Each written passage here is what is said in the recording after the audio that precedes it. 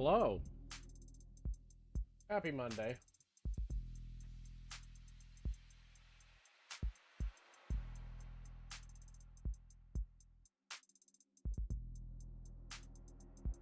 I've been excited. I've been obsessed with this game. Oh, but...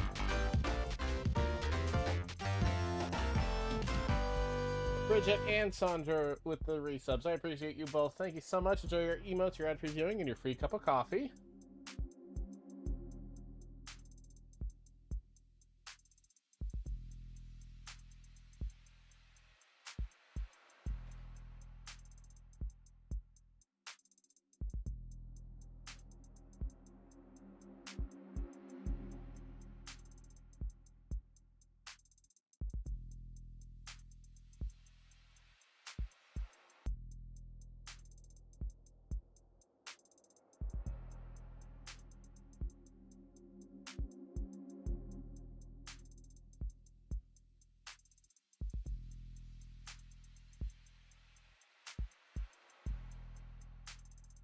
I hope you're all doing well.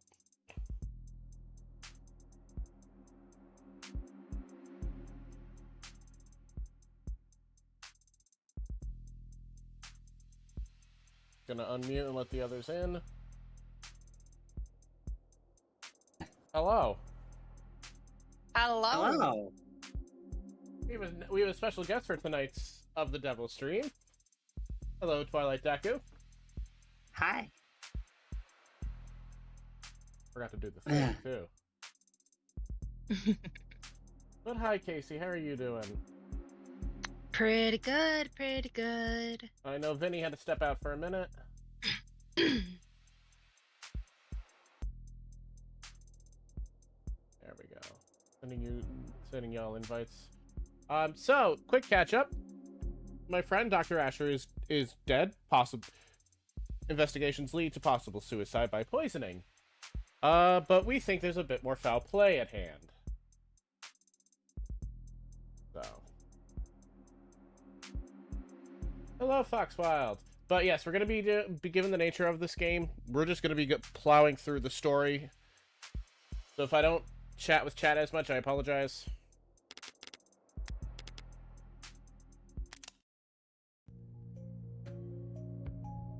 So are you two ready? I'm all set. So yeah, we're about to go see the body of Dr. Asher, if I remember correctly from our last playthrough. Yes. I believe we were being led to the biopsy room. Yes. Last time we talked was on a Sunday. You were complaining, I remember that. It's the principle of the matter. Right, you ordered this cheap piece of shit sculpture or something by mistake. And it came damaged, and you wanted to send it back for a refund. I gently reminded you how, with your salary, it was literally not worth your time. And I kindly offered to throw it out for you, since you're having so much trouble letting go. You're only offering because you want to see how loud it sounds shattering at the bottom of my trash can. I denied it, even though you were right and it was obvious. I should have let you have that one.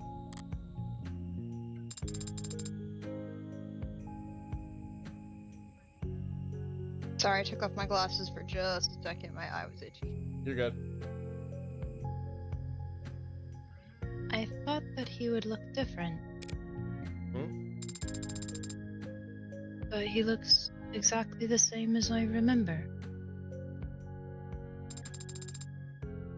His skin is pale. He's very still. But his face is the same. His hair, his hands. You were expecting something more drastic? The last time I saw him, he was alive. He smiled and he told me he would see me soon. Ow, my feelings. Now he is dead. Something is gone. And I cannot find the difference. I'm trying to look harder. But I think I might just not be capable of it. And I wonder why. Why was I created to not be capable?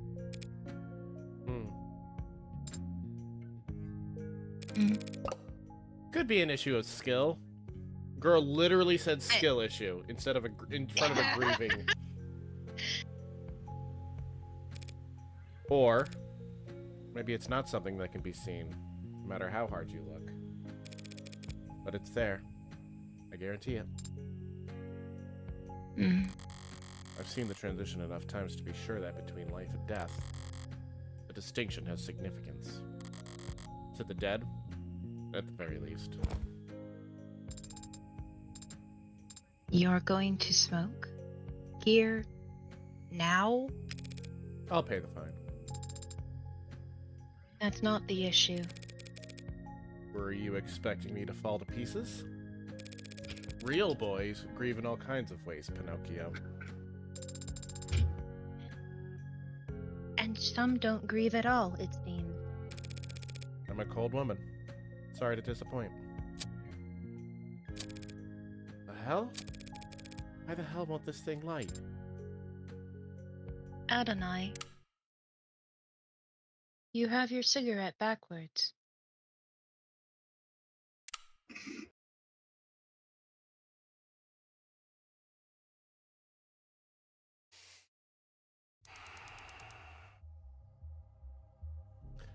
So, we might be grieving just a little bit there.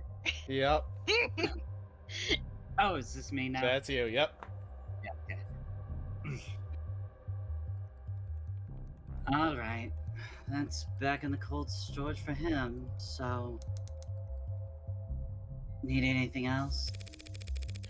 Can you send me the chemical makeup of that compound you isolated?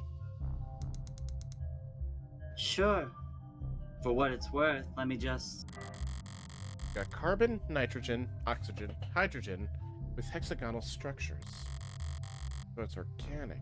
There's a number of metallic elements, too. And if you had to speculate on its intended use, based on what we know of its structure... Well, it certainly acted like a depressant, binding to receptor pathways, affecting the balance of neurotransmitter reuptake. Depressants are pretty rare in the designer drug scene. Also, the bug outline on her, on Seto, would you say that's part of the shirt or part of like a tattoo or something? I'm gonna say since the it's on her actual stuff. I would say Sorry, since you it's go on the first. shoulder, it's probably a tattoo. I was also going to say tattoo, but for a different reason. Look at the collar of her shirt. Yeah. Hmm. And the collar, or the where the sleeve on the inside of it ends, because she's wearing two shirts. Oh, yeah. The actual I didn't top notice and then a that. sheer undershirt. And she's also got a modded arm. Yeah. Hmm.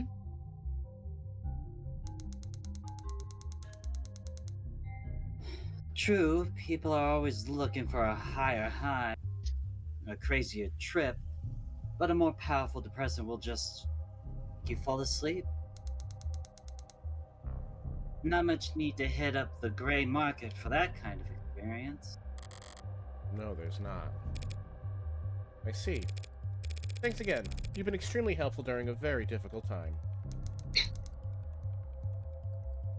Hey, anything you need, give me a ring. That's very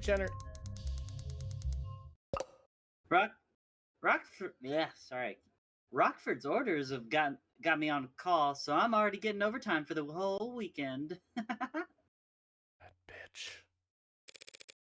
Glad to hear it. Goodbye, Yumi. And goodbye to you, Greenie. My name is Sarah. Nice to meet you, Sarah.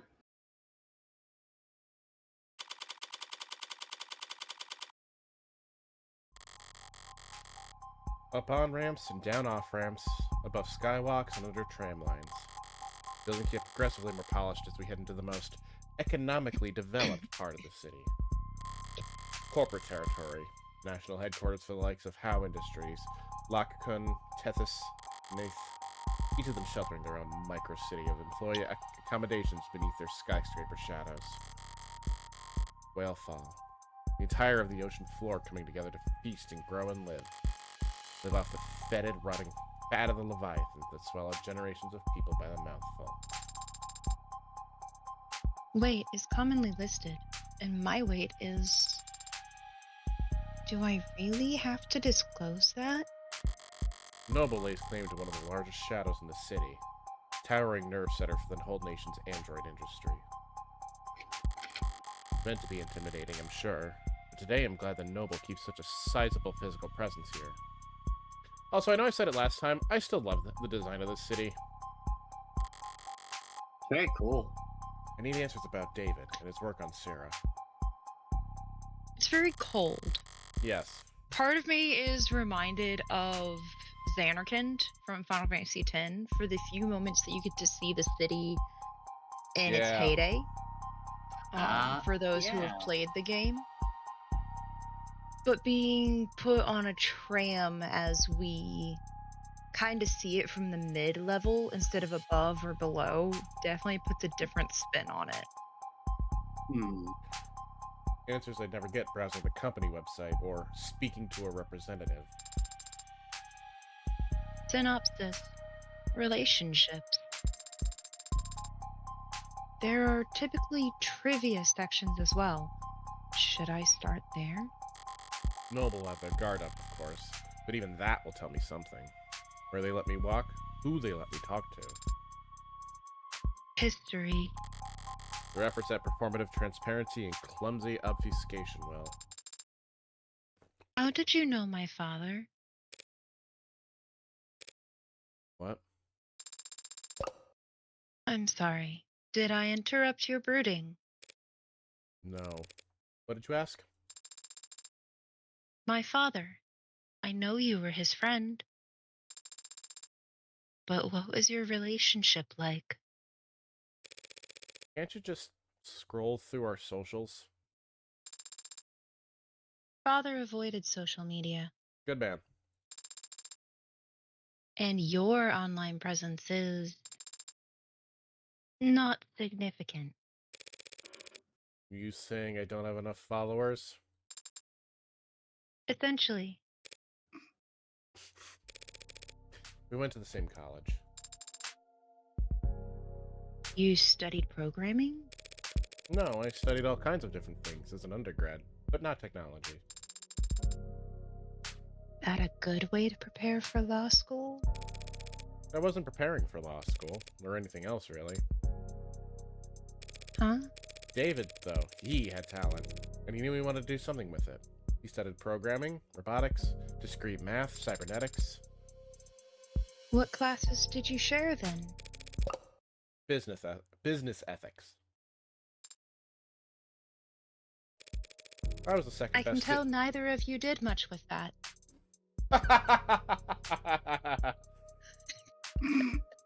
I was the second best student. Sorry in the to class. cut in on you. No. Oh my That was God. good. That was good. I was the second best student in the class, and he Was the first? was the one who asked the most questions. Not sure about his actual ranking. He found the course challenging, and I clearly didn't, despite being younger. Guess he felt burned. He'd come up to me after class to argue, and sometimes to ask for help. Father always talked about socializing like it was a chore. It was kind of you to give him a chance. What, like I was some kind of social butterfly? The belle of the ball? You weren't? One Sunday night, he knocked on my door all panicked, saying he was in bad shape for this tech course. There was a midterm or something the next day. I couldn't make heads or tails of the material, but I did my best to at least quiz him. He wasn't satisfied, though. Wanted to cram the rest of the night. Father had to cram for an undergraduate midterm? Did I say something scandalous? He's been called the founder of modern programming. Yeah, well, even founder types can have poor time management when they're 21. He was already fried by that point. It wasn't hard to tell what he was really asking for. So I went and stole a study aid for him. You stole a controlled substance just to help him with studying? No, that'd be insane. No, I just pocketed some breath mints from the common room. Told him to pinch his nose and swallow fast because the taste is so strong.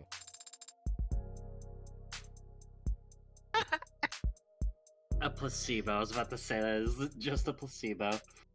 You gave him a placebo. I'm just laughing at the incredulity of literally just dry swallowing mints. Oh.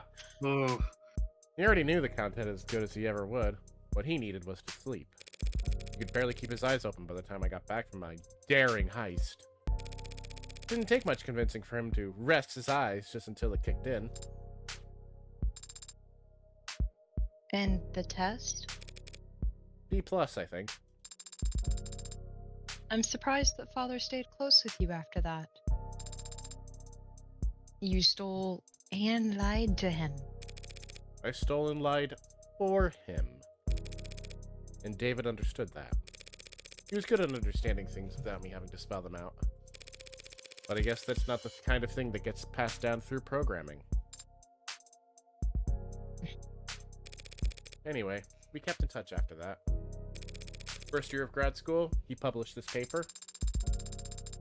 The Turing Solution, a framework for programming adaptive linguistic heuristics. Ugh. One of his Sweetheart, why? One of his advisors came up with that title. David thought it was too cocky, but But it still hasn't failed any known Turing test in the years since. she's so proud of him. Yes. Don't act like you're the one who Like, deserves she credit for it. absolutely had him on a pedestal. He called me one weekend, asking for advice on how to handle all the attention. Job offers, interviews, apprenticeships, invitations to immigrate. What did you tell him? I don't remember telling him anything, actually. A lot of our conversations went like that. He would talk to me about whatever personal or professional problem was stuck in his head that day, and I would nod while he wore himself out. And at the end of the conversation, he'd thank me, even though I hadn't offered a single word of advice. He took Noble's offer, and they took over his education. Paid him to work on his master's during the day and attend corporate training at night. And whatever else Noble may be, they were smart enough to start listening to him early. You were referring to his one-point doctrine. Quality over quantity. Simple and elegant, just like his code. Simple and elegant. But anathema? Anathema. What is that word? Anathema. Anathema is the direct opposite and often something that would be detrimental to oneself. Ah. I can pull up the proper definition. But anathema to a global corporation with supply chains designed for maximum capacity and just-in-time manufacturing. But So, the proper definition for anathema is something or someone that vehemently dislikes. So, Yeah, in other that words, sounds like it's anathema for a corporation to focus on doing something small over something large and easy to mass produce. Gotcha. Yeah, that makes sense. But obviously they got over their distaste fast enough. In a span of a few years, Noble's gone from making manual labor ads for meager profit to being the world leader in intelligence as a service. Even if he was still making money hand over fist, he still kept in contact with a nobody like me. I moved to the city for my apprenticeship. He helped me put a down payment on my apartment. Then made up excuses as to why he couldn't help me move boxes. Frickin' twink bitch. So is that enough detail for you? Thoroughly convinced that he and I were, in fact, friends? I am. But, Adonai, the favor that you owe him, what was it for? That's private. Understand? I have zero interest in talking about it with you. Say you understand. I understand, Adonai. We will be arriving shortly. Shall I send word ahead? Just tell them that David's lawyer's here.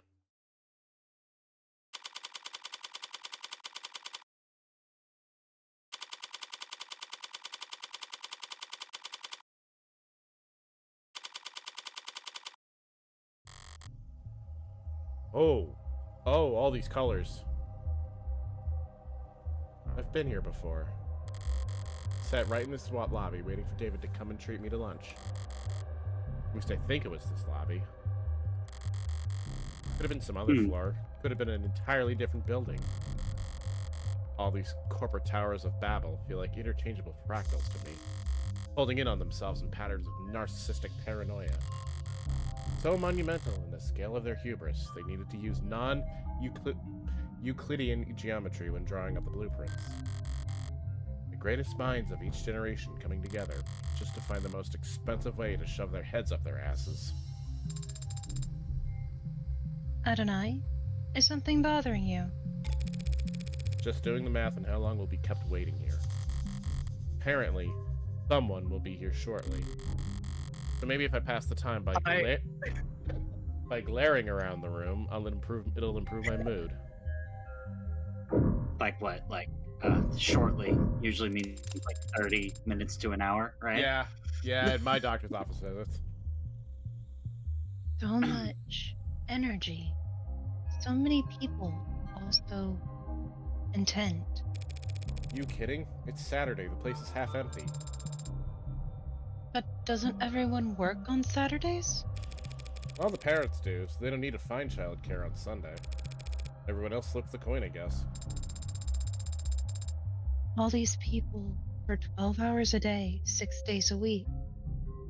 What could they all possibly be doing? Making work for themselves. You can be very cynical, can't you? Yeah, I'm terrible. That guy over there has just been jiggling his cursor for the last 20 seconds. That guy's playing Galaga. Thought we wouldn't notice. To think this is only one room. This complex is so massive that it doesn't even feel man-made. Holographic Like- trees? It was carved out of rock by waves. Like it's always been here. Yeah, holographic trees. Gotta hand it to them. That's pretty cool. That's the con. If this place was actually natural, there'd be birds everywhere. I had not considered that. Why aren't there birds in here, Adonai? Probably because of what they do to the ones that get in. I'm kidding. Though I don't have a better explanation. What? Shoot them out of the sky? What? Electrocute them, probably. Oh. They changed the logo again. Shocking. Noble Electronics. How's it feel stepping in here? Is this some kind of religious experience for you? Is this like going to church? It's just the corporation where my father worked. Careful now, or they'll burn you for heresy against the company. You said it again. The company. As if it's a proper noun. You're mimicking the employees, aren't you? So I can't obey simple orders, but I can pick up on that? Is it just part of the corporate culture? Noble's one of the biggest corporations there is. One of the biggest there's ever been. We mere humans can't hope to escape the gravity of anything that size, no matter where you live, or how far off the grid you think you are. Imagine what it's like working for them. You live in company dorms, work in company quarters. Wherever you go, that logo's above your head. You eat, sleep, and breathe on Noble's timetable at its discretion. Hmm. When you spend your whole life inside of it, Noble must feel big enough to be the only company there is. Don't you love cyberpunk dystopias? Ah, yes. Jeff Bezos, the owner of this Mm. company. This is Amazon. This is Amazon in the future. Basically. Whoever comes to grid us better have a pulse and some goddamn authority. My mood's starting Okay, to but so sour. before you read the next line, I love that I can point out having a pulse doesn't mean they're alive here. Yeah, yeah, it Wait. could just be another ad. Wait, so And they wait, are could these... still have authority. So wait, question, and this is a bit of a nerdy one. Are the androids in this game like the same sophistication as, say, Data from Star Trek? Where they are pretty much Yeah. human in every way? That's basically what Sarah is. That's essentially what Sarah is. Which Sarah is not the norm, but we've not seen any ads, as the robots are called, who have that level of independent, higher mental capacity. Well, you did. There was that one most are cop, the one cop bot from the beginning of the episode. true, which I feel like that's more he's been on the streets for longer, so has had time to build up something of a personal database of Gotcha. sarcasm and recognition, rather than something that is spread throughout all military law enforcement. So if something happened to him, I don't think there would be one that replaces him that would have that same level. My mood's starting to sour. If they just send me the first link in their infinite chain of corporate bureaucracy, I'll make them wish. I don't know who Blue is. We So- have not had a blue yet. Sorry, do you want it? Until we find out who it is? Sure. Morgan? Oh, who are you? I think I want him. Him? Her? Them? That's me. Eyes emoji. Hey there. Android Manufacturing Quality Control, Eastern Division. Evan Dawes. Evan Dawes, he says. Like it's an afterthought. What's a name compared to your place in hierarchy?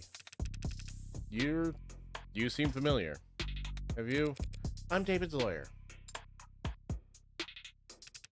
Oh, He's then we must such a have... twink. He is! I love him. Do you want him, Vinny? I kind of do, but you already did, so I'm already like on my way to go update the voice acting thing. You can have him if you want. I'll still do it, but You and Deku have the least amount of voices. Yeah. apologies. Let me first just say how sorry I am about his passing. You and everyone else at the company must be going through a lot right now. If it's a proper noun. Thank you for taking the time to meet with me. You're welcome, but it's no big deal. Everyone's on the razor today, but what else is new? And compared to PR or legal right now, our workloads in QA are... Never mind.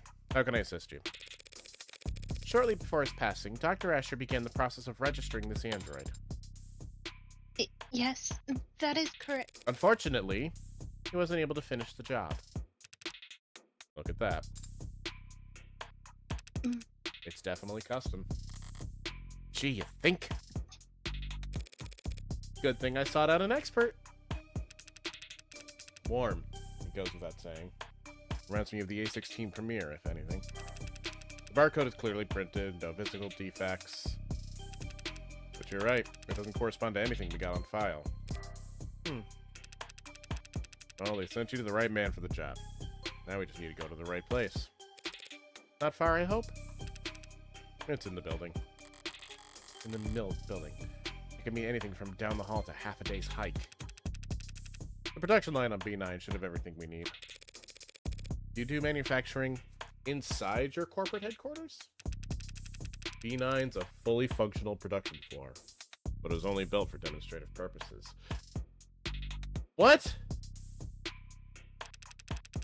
So basically, they built an entire floor for whenever they have board members or other companies come to look at whatever they're showing off. God, I hate companies. A show floor, essentially. They have a show floor.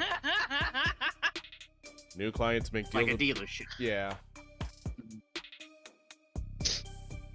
New clients make deals upstairs about how many and what shape or size, and they come down to the basement to see how the sausages are made. They have enough money to build a fake factory just for guests? Smart. Wait. It's an entire factory? As long as you're only giving tours and not giving away company secrets. No need to worry about that. We take intellectual security very seriously around here. No kidding. There are 11 cameras on us at the moment that I can see. And who knows how many pairs of modded eyes are aimed our way. Clearly... There are 34. Thank you, Sarah. Clearly nothing happens here without the almighty company knowing about it. So if they try to claim ignorance about anything, it's gonna piss me off. Oh. Lead the way.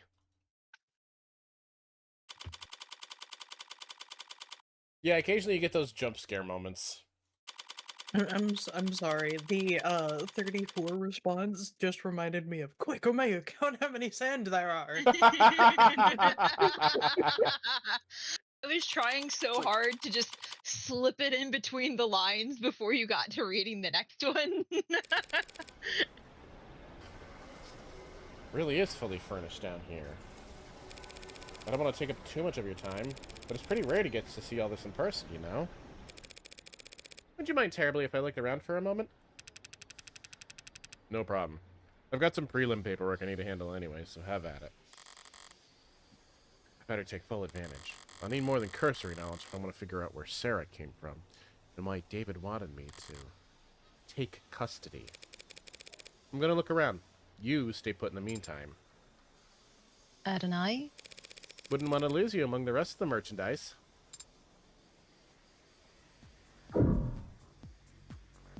I'm sensing something here. What's being built out there? Our top of the line, brand new bestsellers. The Animate 16 Warm. Looks kind of cold out there. We keep the factory floor refrigerated. Those the organics already turned metabolic activity to a minimum. That explains why the room doesn't smell like rotting flesh. The flesh out there is only somewhat rotting. Slowly. Huh? I just meant I'm surprised to see metal. Oh. Well, all the A16s have alloy endoskeletons. The organics are all layered on later in the process. Sounds like what Sarah told me about herself.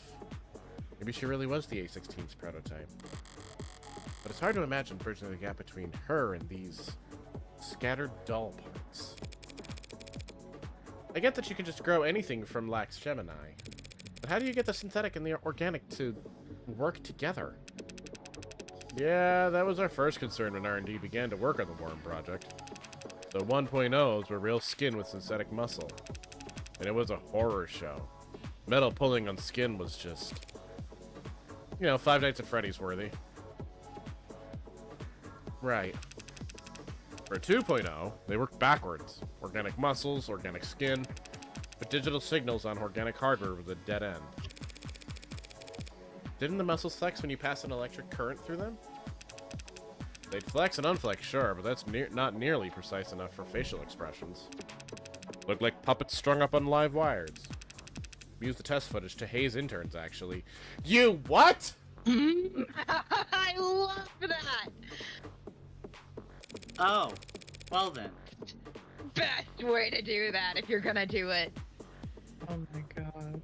You must have Yeah. figured out something out. The A16 wouldn't look out of place on the runway. Thank you. We tried. We ended up reaching out to mod companies. Well, we actually just bought out half a dozen of them, but... Right. We figured out how to get human nervous systems moving mechanical limbs decades ago. So we just needed to get a mechanical nervous system to move. Living limbs. Very clumsy attempt to avoid using the word human. High-precision mods are slotted straight into the nervous system. They receive their input from neurotransmitters, not bioelectricity. So you had to do the opposite? Exactly. We created a synthetic neurotransmitter that our androids can use to communicate with organic flesh. Where did that breakthrough come from, Dr. Asher? Partly. He led the team that built the motor neurons in this analogy. They carry commands from the central nervous operating system to individual muscles across the chassis. But the the synthetic analog serotonin. That was actually an old brainchild from the VP of Android Futures, Helen Jung. Jung. Hasn't David mentioned Dr. Jung before? Sounds impressive. She's one hell of a biochemist. Or she was, I guess. Not much time for individual lab work when you get to her kind of pay grade. So Jung collaborated with David on the technology that enabled Warm Android. Okay, so just real quick, because I obviously don't know what's happening, so I'm getting caught up as we go. No worries. I So- actually have a thing for you for that. Terms. We have like a whole terms list here. So I just wanted to ask one question. Sure. So they're making warm androids. Is that meaning what I think it's meaning? So Where they're it's just like very they are- literally, if you poke their arm, they feel warm. They feel alive. They're not cold or, So stiff. these are less androids and more just genuine synthetic human. Except that they still have Android Right. processing and programming. They are machines that feel warm and, have that more humanoid style to them. Okay. So not yet at the point of synthetic human, just that step before. Okay. Yeah, no moving consciousness from one place to another yet. Okay. No GLaDOS. Jung, did he partner with her on this? And I just love, the idea that they're like, oh, maybe Sarah's like the prototype for the A16s. I'm like, no, Sarah's the prototype for the A25.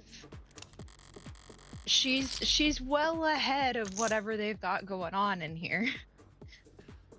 This seems to share some components with that coffin Sarah was snapping in. Does with quality assurance. Is it some kind of Android calibration device? It's probably what he'll use to register Sarah. Looks a little... Is Sarah tall enough for it to recognize her? Oops.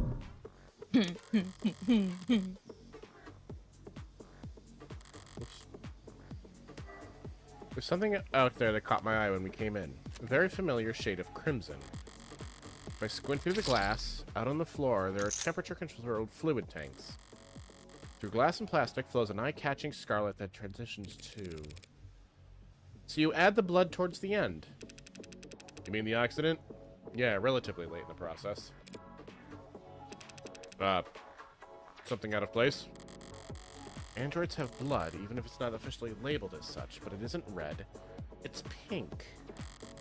Sometimes milky, sometimes neon, occasionally garish, but pink. I just didn't think the accident would be red. Oh, right. Sorry, I barely noticed it at this point.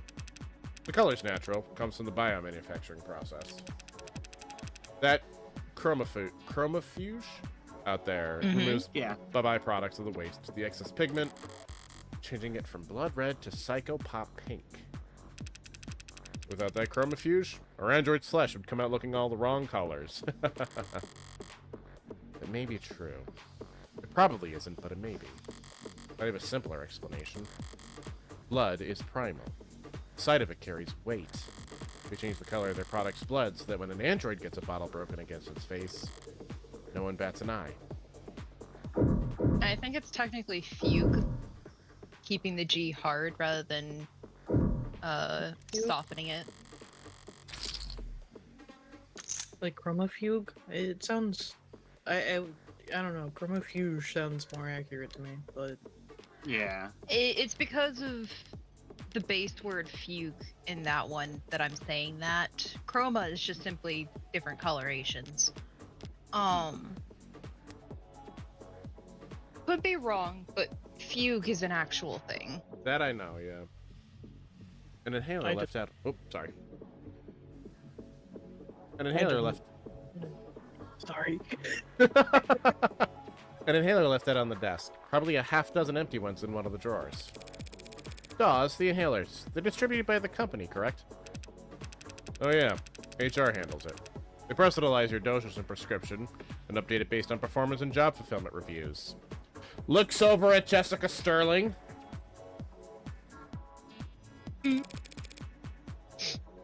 Other corporations do it the same way? Yeah, pretty much. Everyone's trying to keep pace with each other, so... Can't have your employees losing focus on the job. Could cost you, yeah, who knows how much in lost efficiency. Yeah, so this is basically like an inhaler, but with like a drug to make you more efficient. Caffeine. Sorry if this is insensitive, but given what happened to David, are overdoses common in the company? Yeah. Oh. Yeah, he says. Just- Overdoses, that is, not hospitalizations or deaths. It's all pretty organized these days. These days? Man, back when I started in consulting, pretty much everyone had an embarrassing story from their first 2 years when they popped a few too many greens and missed the on-ramp. Oh. Popped greens? Yeah, it used to be pills. Green to Yeah, get you we're going. smoking weed in here. Green to get you going, yellow to keep you there, swallow a red after brushing your teeth and get into your bunk fast. But yeah, the inhalers are a huge improvement. Like going from torches to the light bulb. They sync straight to your personal biomes and adjust dosage in real time. Overdoses are way down. That's great to hear. The trainees under me don't realize how good they've got it. Kids probably won't even have to learn how to purge. Yeah, I know, right? What? Wait, so they take drugs for their daily life? Yep. I mean, I do too. Technically, I have a daily medication I'm supposed to take. And I do Well, for the most part. I missed it yesterday. But they take it for work, yes. Like, Their company... Maybe it's just the simple description of it, but it's just like, oh yeah, one to get you going, one to, you know, keep you up, and one to knock you out. It's like, you take that all the time. Like, all three of those all the time? Like, ugh. Where's the inhaler? We need to show Saria the inhaler. Yeah, one sec.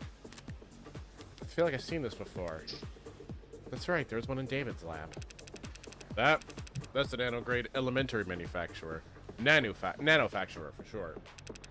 Real high-quality piece of machinery.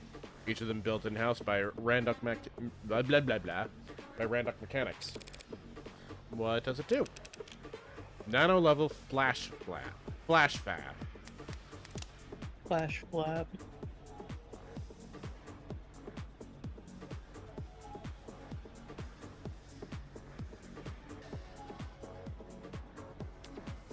Nanomachines, son! Ah. Nanotech, let's go. Basically, a 3D printer for nanomachines. You build nano machines in your factories for use in your androids. The raw materials are cheap, literally elementary, so no sense in getting them shipped in. It's mostly the medical models that make use of them. Inject a couple thousand nanites in a patient's bloodstream, run diagnostics, provide a solution. A 3D printer for nanomachines. So what kind of ink does it use? Silicon, hydrogen, oxygen, and carbon, building blocks. They feed into the nanoprinter, and it assembles the machines particle by particle.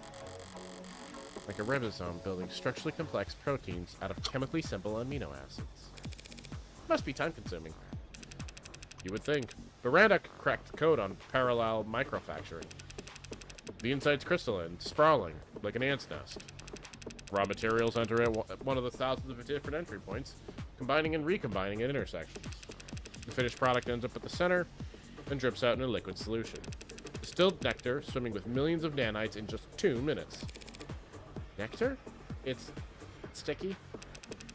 Can be, depending on the desired output. The door vacuum seals while it's cooking, so don't worry. It's completely spill-proof. I don't like your thumbs up, sir. I don't need. What a relief. Not exactly a box of paper clips David could just have brought home from the office one day. He must have brought his own for some reason. And that just went into my evidence.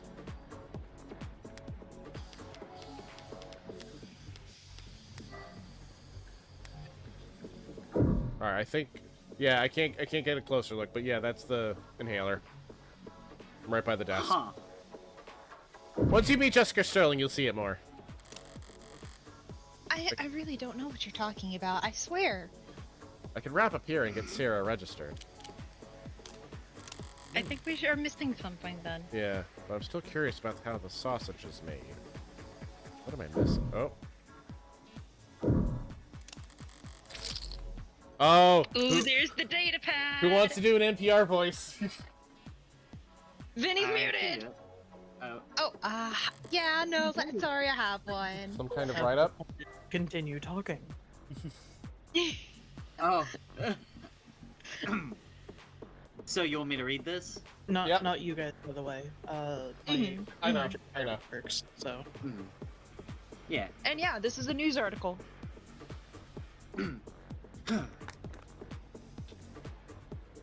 Much of our world today, and in fact, much of our world's economy is heavily influenced by the uncanny valley. The thought experiment provides a simple and easily applied explanation for the gaps we see in the otherwise wide spectrum of automated dependence that assist us in nearly every industry on the planet. There's a very simple, primal truth to it. We like things that resemble the living, like cartoons and puppets and toys. And we like things that are damn near indistinguishable from the living, like whatever name Noble's latest products are being sold under. But there are deep trenches between those two ends, where products are universally appalling to human sensibility. The Uncanny Valley will no doubt remain a useful tool for teaching, marketing, and design for generations to come, but already we are seeing ways in which it fails. It is becoming increasingly clear to us that the space between nearly indistinguishable and truly indistinguishable is much wider than we ever suspected, and it may not be the only part of the map that we must fear. I propose we bridge these gaps in knowledge by looking to the speculative fiction of Robert J. Sullivan, who, in his most well-known work, Equal Under One Sky, described a concept in which thereafter has been called Sullivan's Peak. Through the lens of his characters in their so very divided world, Sullivan demonstrated that the Uncanny Valley does, in fact, have its own peak on the other side. A point past which making an artificial existence any more human in its features serves only to make the user experience more uncomfortable, more difficult, and more fraught with moral pitfalls. Once you reach Sullivan's Peak, traveling any further only has diminishing returns. Point past which making artificial...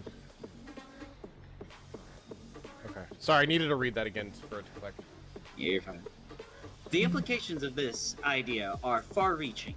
We will very soon reach a point at which the designers of ads can only make their creations less lifelike or less likable. A hard stopping point for technological progress. What then, we must ask? Oh, do I need to read that last part? Have fun with it. Oh, looks like you forgot to sign into this device. Drop your thumbprint below, and we'll get you squared away so you can keep reading. Yeah, we never signed into any of these.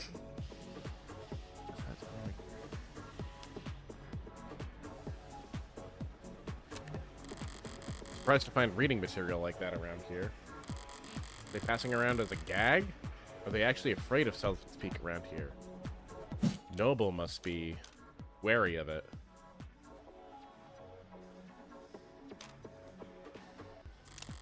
Yeah. The peak does exist. They'll be coming up on it fast now that androids are warm.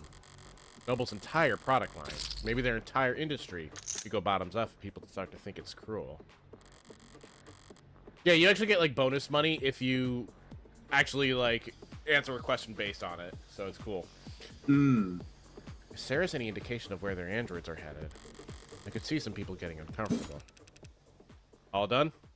You ready to get the ad handled? Thanks for humoring me. Can you have it step into the scanner? As he says. Understood.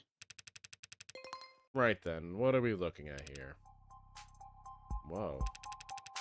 There's a lot to unpack here. We theorized that it may have been Asher's pincushion. A pincushion, huh? That would explain some of what I'm reading here. What language is that on the screen? Tess. You know, Tesseract. All Noble products and, well, pretty much all products are programmed in Tess. Easy to read and write, stay compliant. Now this model, what's it go by? Sarah. This Sarah model. It's got everything the 16th line has, that's for sure. Organic skin, hybrid muscles, advanced facial processing, and emoting. But there's a lot of crammed in here that's still in development. Like, in the idea phases. Solar cell hair strands, decentralized redundant power, mental and physical overclocking with extended tolerances. Data storage so large, I can't... No. He had to have measured it using... Hell of a poker face. Wait, decryption and signal hijacking? That's... hacking? Essentially. Does that mean it could hack its own tenants? Oh, no, that's unthinkable. Literally for an ad. For an ad to break its tenants would be like you stepping into traffic or dropping a baby. Even if you're physically capable of it, it's not something you would ever choose to do. Some people do walk into traffic. Psychotics, addicts, the mentally ill. Does that mean there are androids?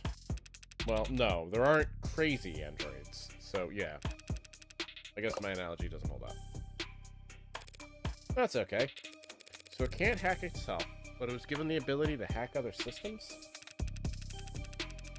The industry line is that such a capability could be an option in certain emergency scenarios, breaking through the firewalls and encryption of surrounding electronics to broadcast directly to police or military channels. Speaking of military, this musculoskeletal setup is drastic. I've never seen this on a consumer model. Can you lift a car or something, Sarah? Most cars. It would depend on the center of gravity. Lady, this Sarah could wrestle a public disturbance walker and come out on top. Damn, Sarah! Those stomping behemoths they bring out for riot suppression? And in terms of computational ability, the estimate says... That can't be right. Look, Dawes, I was actually hoping you could tell me something about the software or the metadata. Who worked on it, and when? Ah, right. Okay. Well, that's unfortunate. The editing logs have been purged. That doesn't sound very above the board. Sorry, I can't tell you anything about who worked on Sarah or when. Any chance you could restore these logs? Not here, not with this machine. I'd need the computers that were actually used for programming this model. Any idea where those would be? Sarah? I cannot answer that question with any accuracy. Had a feeling you might say that. Ads, right? Sorry. I can tell you the code is unique. There's hints of the A16 in there, a few of the same conclusions. It's just... Dr. Asher, or whoever took very different paths to get there. So Sarah has even less in common with every other android on the inside? Sorry. Didn't expect to hit a dead end there. Not at all. You've been very helpful. Can we still get the registration done? Yeah, no problem. We got the software and forms all set up here. Occasionally, we let a new business partner bring one home fresh from the oven, you know? Oven? Gross. Alright, a few basic questions then. Who's going to be the official owner of this unit? She is. As it says. Unless the will disagrees, it's my responsibility. Right then. You fine with the designation, Sarah? We can set it to anything you like. Well, actually... Mm. Never mind. Sarah will do fine. Okay, this part's all standard. Civilian model, address, contact info I can get from your crumbs. Do you want to reset to factory's defaults? Could clear up a lot of quirks. Not right now. Last thing, then, is the grading. I'm reading 23 tenants here. Nothing too far out of the ordinary. 23? That's higher than I expected talking with it. She seemed more malleable than that. Don't blame yourself. Guessing tenant could come from outward appearances has become a crapshoot. I'm losing it today. Not like it used to be. Used to be Okay, the so that answered my question. When they mentioned tenants, I'm like, are we talking about the laws of robotics? Like, Yep. Used to be they only had 3 tenants total in every unit you had to have them. Then came the first accidents, and the first lawsuits, then the hearings, and the legislature, and the demand for more tenants. A tenant making sure ads couldn't endanger the state. A tenant stating that ads won't divulge private information without prior consent. There was a campaign calling for a tenant to weigh child and adult lives equally during risk assessment. There's a campaign calling for a tenant to do the opposite. Companies wanted their assets covered. Customers wanted guarantees. There was never much incentive to deny a requested tenant, so the list just ballooned. Until the military entered the market in full force. oh. You sound like you don't approve. I wouldn't go that far. They needed their ads to be able to pull the trigger when ordered to. Without clearing 5,000 lines of bloated, hard-coded decision points to get there. I get that. Mm-hmm. But since the armies are the only ones using tech with bare minimum tenants, all the best, least cluttered, most elegant code is only used for war games. It's not very romantic.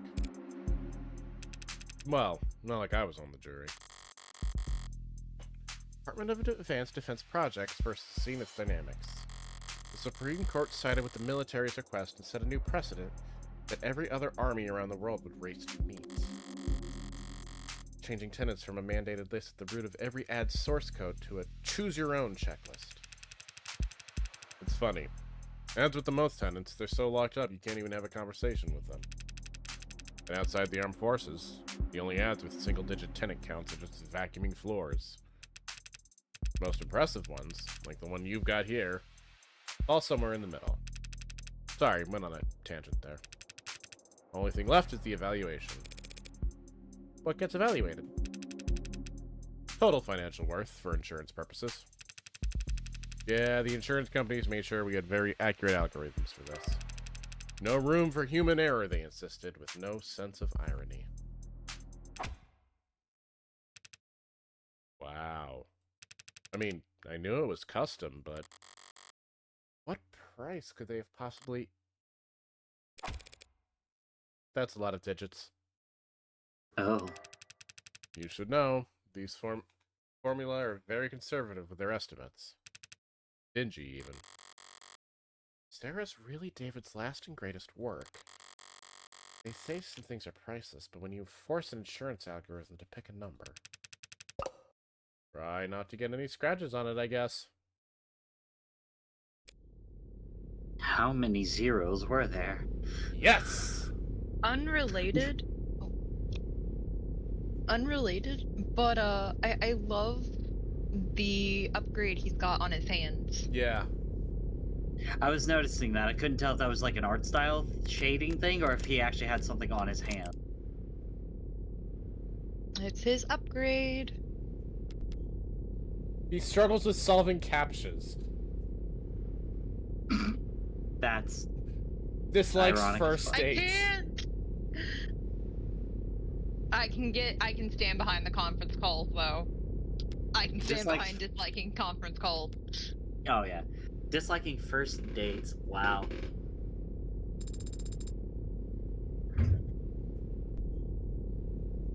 You spoke differently back there. Hmm? With Dawes, you spoke like he did, it seemed. That's one way to put it. Like I copied his accent? You seem to mirror his effect, his tone. It's called being friendly. What's your point? It was just an observation. You can choose to keep those to yourself, you know. No tenant required. How am I going to have any questions answered then? Why were you so concerned about registering me in the first place, Adonai? For the same reason I wouldn't drive in a car without a license plate. Any cop, or even just a well-placed camera, could have spotted your barcode and seen that it wasn't set up with any actual data. And then they would have arrested me, and then they would have thrown me in the slammer. Oh. No, they would have arrested me and put you in an evidence locker. An android can't get arrested? People get arrested. Property gets seized. And then smashed. Great, you put us over the weight limit. I did no such. Would you like me to be the automated voice? Sure. Morgan, counselor, your presence has been requested on the upper floor. Who's asking? Vice President of Android Futures, Helen Young. Shouldn't have assumed I still had the opening move. Tell her I'll be right up. I'll redirect your elevator now. Taking control of your elevator is very Convenient? forceful. As if Noble was trying to directly steer your investigation. If Noble wanted to shut me down, they wouldn't bother to be subtle. I suppose they could simply refuse to cooperate. Or just let the elevator drop. Well, damn, that got dark. Not wrong though. Yep. Yeah, no, that's, yeah, very much.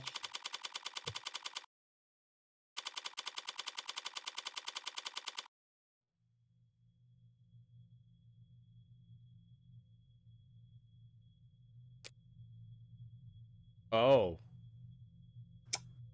Hello. Would you like to do the honors? Sure. Right. Speaking first is a sign of weakness, is it? And here I thought I could avoid wading into the swamp of corporate pretend power dynamics. I'm gonna let her stew. If she's gonna play a game, play the game. Silence is only awkward if you care. I can ignore social cues all day long.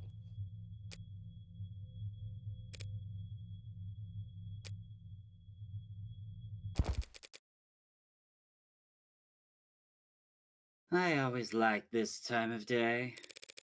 Not too muggy for you? No, I never liked a clear blue sky. It always seemed cold to me. You're in luck. The sky gets more colorful every year. As the air quality drops? Childish, isn't it? Marveling at the small sheen of rainbow dancing on the surface of massive oils.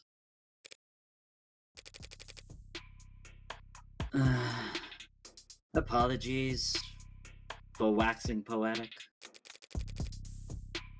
It's been a very unusual 24 hours around here. Dr. Chung. Just Miss is fine. Miss Chung. I get the feeling you didn't bring me up here to talk about the weather. No, I brought you up here. to express my condolence. Very sorry for your loss. Thank you. Though I could say the same. I know you and David worked together for many years. Yes, we did. But as much as I'd like to just drop everything and process, the company wheels don't stop spinning for anything. Or anyone. Was Dawes of any help? She sent him? Trying to be helpful or just trying to control the narrative? He was great! But that must mean you know why I'm here. I don't want to make assumptions. No need. I'll be explicit. I'm here as an officer of the court, which means I'm bound by law to document every rock I turn over, and every person I speak to. Yes, the lawyers made that very clear. Lawyers? Oh, you have an android? Not one of ours. You can tell that quickly? Got all the faces memorized? It's easy enough to remember the major archetypes we... Yes. If you're nuts about your work, maybe. It's a frequent acquisition. Very recent, in fact. One of David's last requests, apparently. David asked you to... take it?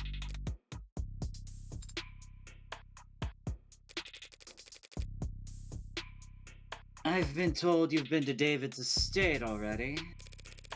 The police gave me full access to the scene.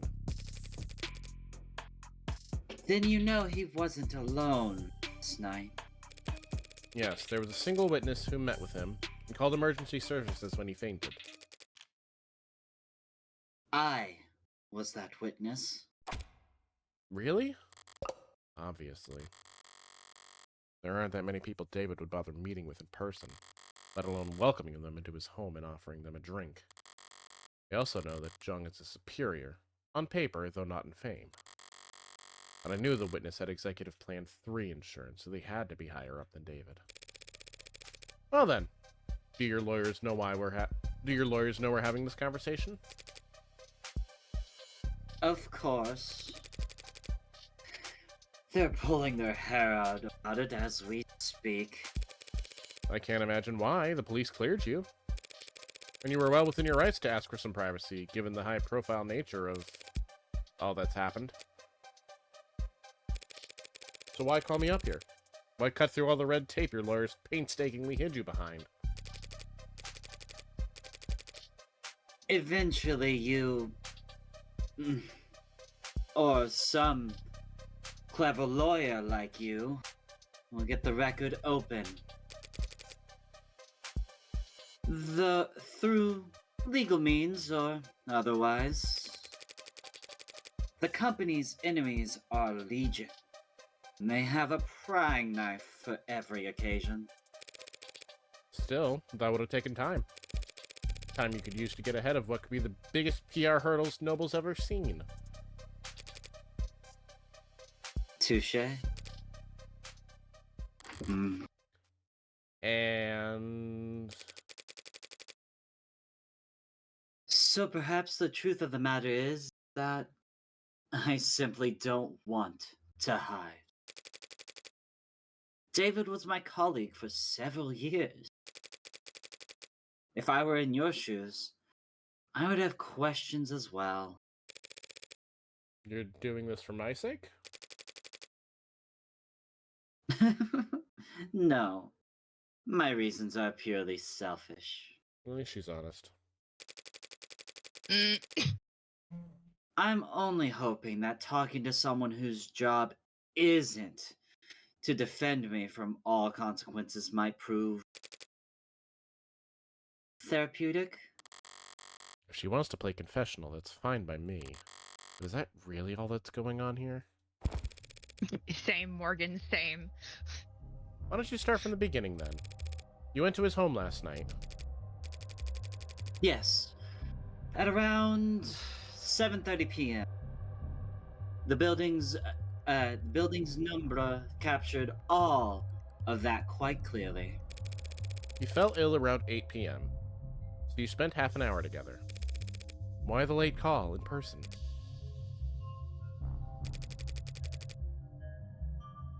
We had had an intense discussion yesterday afternoon. David Neer came in on Saturdays, and I didn't want to spend the weekend glaring at him through screens, so I visited, and he let me in, and we talked. About? The good old days, if you can believe that. Back when we were both new to the company, eager to make a name for ourselves.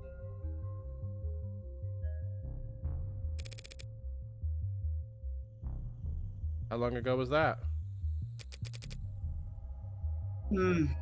7, 8 years ago? Miss Jung? Putting a number on it doesn't sound that long ago, but it feels. We spent a while like that, just talking. He was lively and sharp, and I never would have thought that a few moments later. That he would be dead.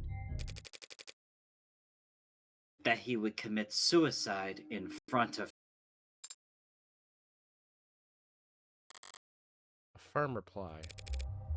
What happened? A quarter before 8, he said he wanted to toast. He got up, walked back into his workshop, and then he must have went down into his basement to get us a bottle. I checked some messages in the meantime, enjoyed the view. In other words, she stayed on camera. He came back with a bottle of whiskey and 2 plastic cups. Think he'd get the good stuff for me. We drank and talked. He got quieter, spoke less. I thought he was just getting drunk. I didn't get worried until he started to fall asleep. You tried to wake him? He wasn't responding. I tried to shake him awake, but he didn't seem. I left him, ran to the kitchen to use the security system. Didn't think to use your phone? No. I suppose I didn't. But it worked out. The number's emergency protocol summoned a vehicle straight to his helipad with 1 button. Quite impressive. When I returned to the parlor, he was limp. I moved him to the floor as delicately as I could. He had a heartbeat, but I just did what I could until they arrived. You went with him to the hospital, I take it? Yes, they insisted. They checked my vitals and read a tox screen, which came back clean, of course. So did David, for all the good it did him. I wasn't paying close attention to what they were saying at that point. But I'm sure they ran through every step of the CCC SOP. That's what they're paid to do. You seem certain that it was suicide. Yes. Why?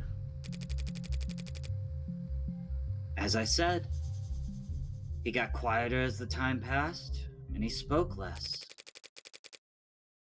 But the last thing he said to me, the last clear thing he said, was that he was happy ending it here. Said he was content. And he downed his glass after that. He drank every last drop. Does that sound like David Asher to you? Curious, restless, perfectionist David? No, I guess it doesn't.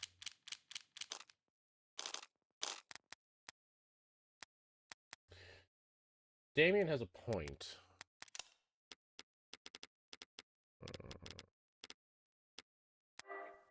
No, I guess they were plastic cups. Mm-hmm.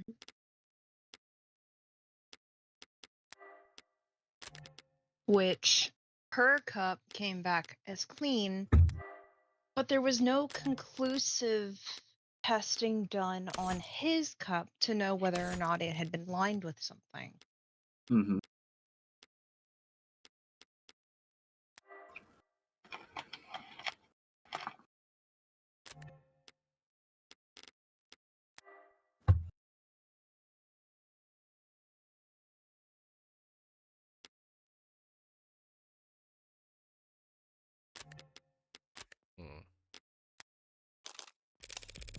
You said CCE, standard operating procedure, a moment ago.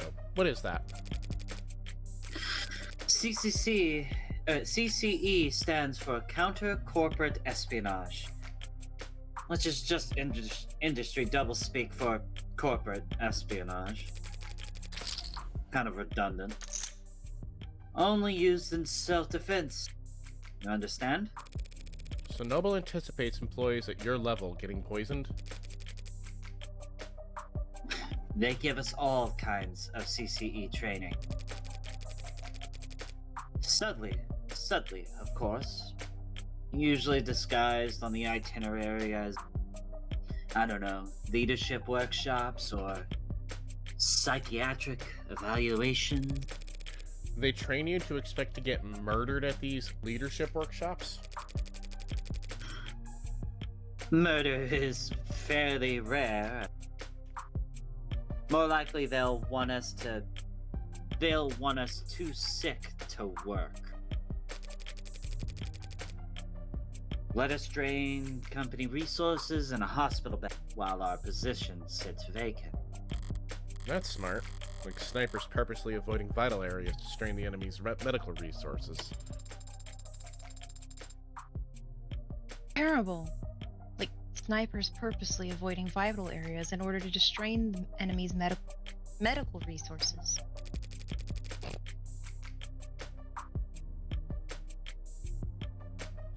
That's nothing compared to when they want to turn an asset. Feel ill for the rest of your life with an undiagnosable lady? Malady? Malady? I read that wrong. Milady. Malady. Malady. I read that so wrong. I like, wait. With an undiagnosable milady. Melody, whatever. I can't read, okay? Surprisingly. Well, like, As soon as I'm I pretty said it too, sure- I was like, that's not right. I had to I'm take pretty a second. sure that it's penumbra rather than the numbra because they have the E before the N. But at the same Okay. time, she's fancy enough that I would believe that she'd call it that. Yeah, I just assumed it was silent. I don't know, it just looked like it would be silent. So I was like, If it was PN, I'd 100% agree with you. yeah, PEN. Yeah, I wasn't too sure. You're good. Like I said, yeah. she seems the type that she would do that. Mm-hmm. Or become our mole and we'll send you the antidote every 2 weeks.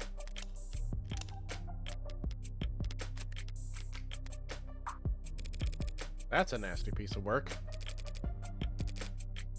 It's a nasty line of work. Consulting. Excuse you, bitch. I'm sorry?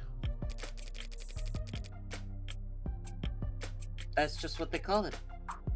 can't exactly put corporate spy on your CV. So every consultant I met at a cocktail party was actually... It depends. Did they say they're consultants? Or did they say they were in consulting? How the hell am I supposed to remember? So do your people think that what happened to David was a deliberate attack?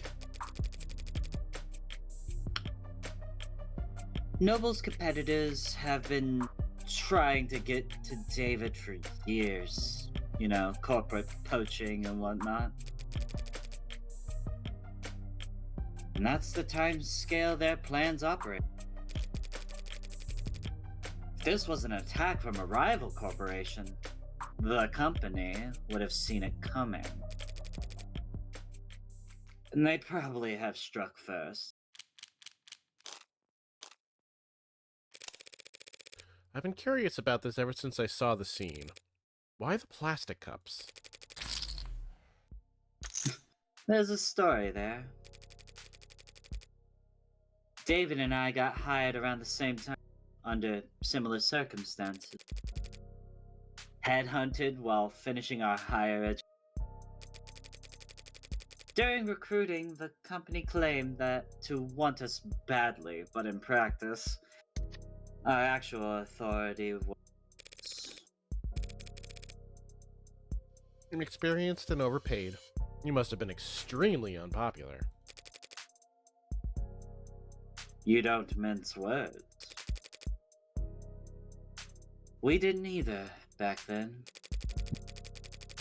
We were loudly trying to convince our superiors that their entire sales model for Android antiquated and self-defeating.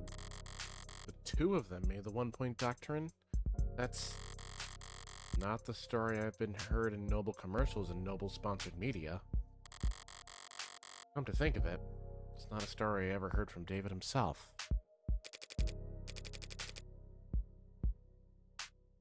We had this deadline. Self-imposed, of course, but still a deadline. We wanted to get our pitch to the president of international sales the day.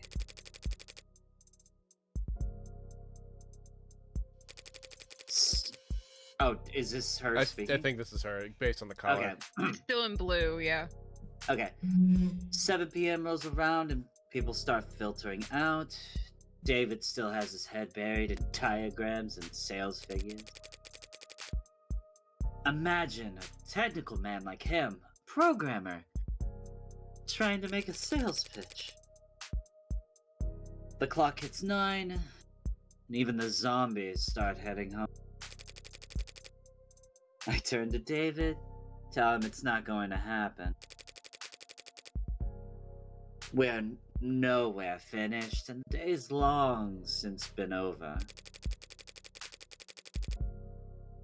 He looked at me like I'm the only other person on a sinking boat, and I've just stopped pitching water, and he says, President lives on the other side of the globe.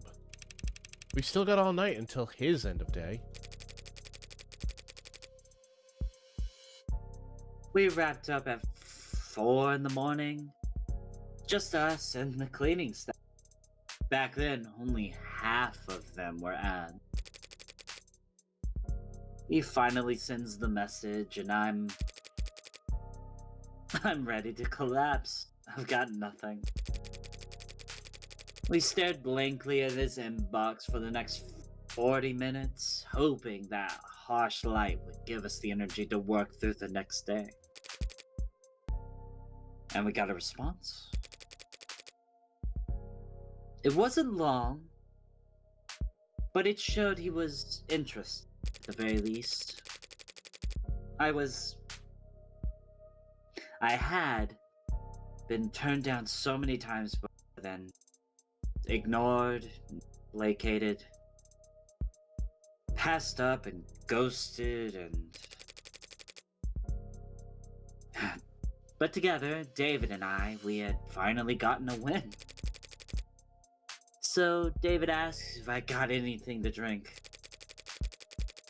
I've got a bottle of some swill in a cabinet at my desk. But he doesn't want to drink from the bottle. He says he wants a toast. So we sat there at 5:19 in the morning, toasting awful vodka to one another in cups we grabbed from the break room. Toasting our first victory against the corporate beast. Between the lack of sleep, the drinking, the next day at work was hell. Sounds like a good memory. Plastic cups and liquor. That was our little ritual. So I didn't think twice when he presented me with Mike. It was ceremony for us. As VP of Android Futures, To be you're... fair. To be fair. Thank you, Stuart. As VP of Android Futures, you're David's superior, aren't you? That's correct. Didn't you join the company at around the same time? David was always more interested in his work than he was in climbing the ladder. He didn't like playing the corporate politics game. So he was unpopular around here? Not unpopular, no. Not the great Dr. David Asher. Misunderstood, perhaps. How so? He could be blunt, demanding, some might say. He wasn't trying to be, it's just... Well, not everyone could work at the same pace he did, for as long as he did. Even with the whole company huffing those inhalers, they couldn't keep pace with David? Speaking of which, I don't see any at Jung's desk. Maybe it's just not something you leave out in the open at her level. So you would say that his work-life balance was... Balance implies the two are at odds with one another. We use work-life harmony here at the company. Fascinating. So he was in harmony? No. David always had plenty of suitors, but he was never willing to put the time in. But I'm sure you're more than knowledgeable than I am on that subject. Right. What do you mean? I had to help him draft a lot of apology notes over the years for misunderstandings and double bookings.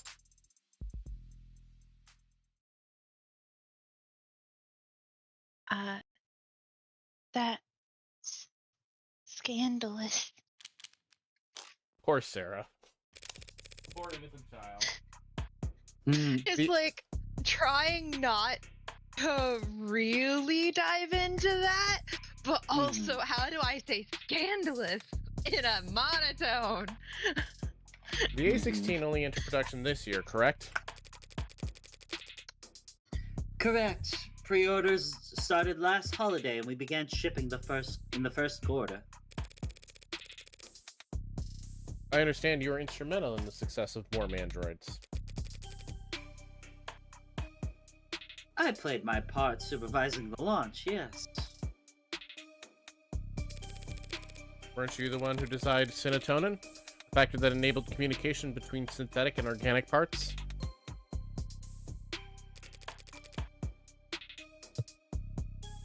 I'm surprised you've heard of.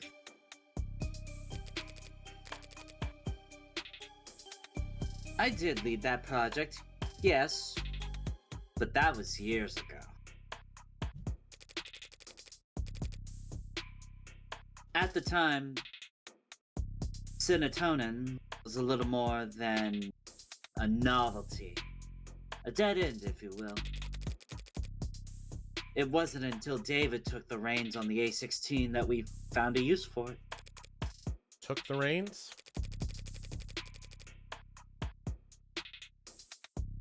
He was lead programmer on limb coordination, facial expression, exhaustion parameters.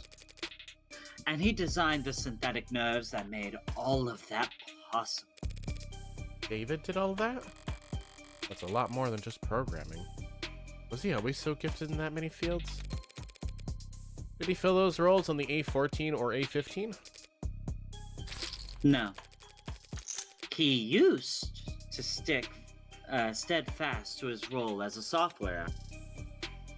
That was his field of expertise, and he didn't wander far.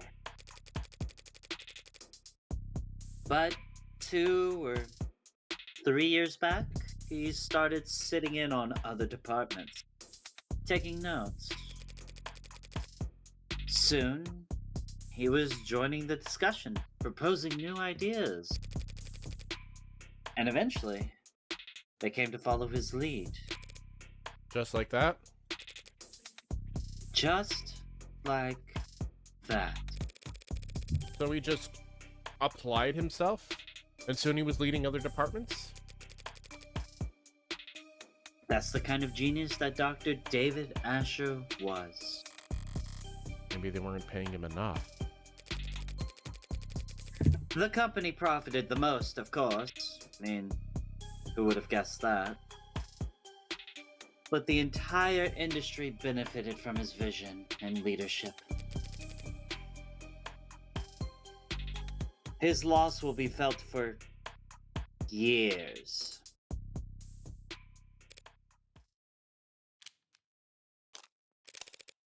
So this android, Sarah.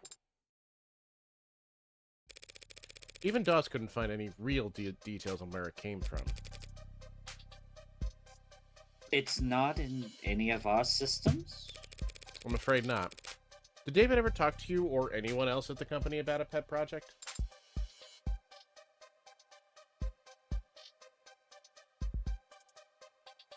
Poor Sarah. Pet? Excuse? No, he never gave me any indication like that. And if he didn't talk to me about it, I seriously doubt he confided in anyone else at the company. We were tight like that. David didn't trust anyone higher on the chain than himself, and anyone below him. Frankly, they couldn't possibly hope to give him advice. He never mentioned me? No, never. I am equivocally a secret love child?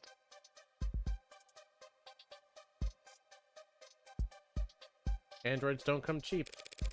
You never heard about him requisitioning parts or resources? There are never any discrepancies with his company credit card? I feel like when you, that little ad lib, I feel like they would just both stare at her for a second, like. Yeah, I kind of did. Yeah, that is essentially what you two just did. Yeah. Of both of your characters just staring at me, The slow processing what I turn. said, and then deciding to look back at each other and pretend I hadn't said anything. Yeah. Yeah. The company's accountants are mirthless, even by industry standards. They wouldn't humor anybody.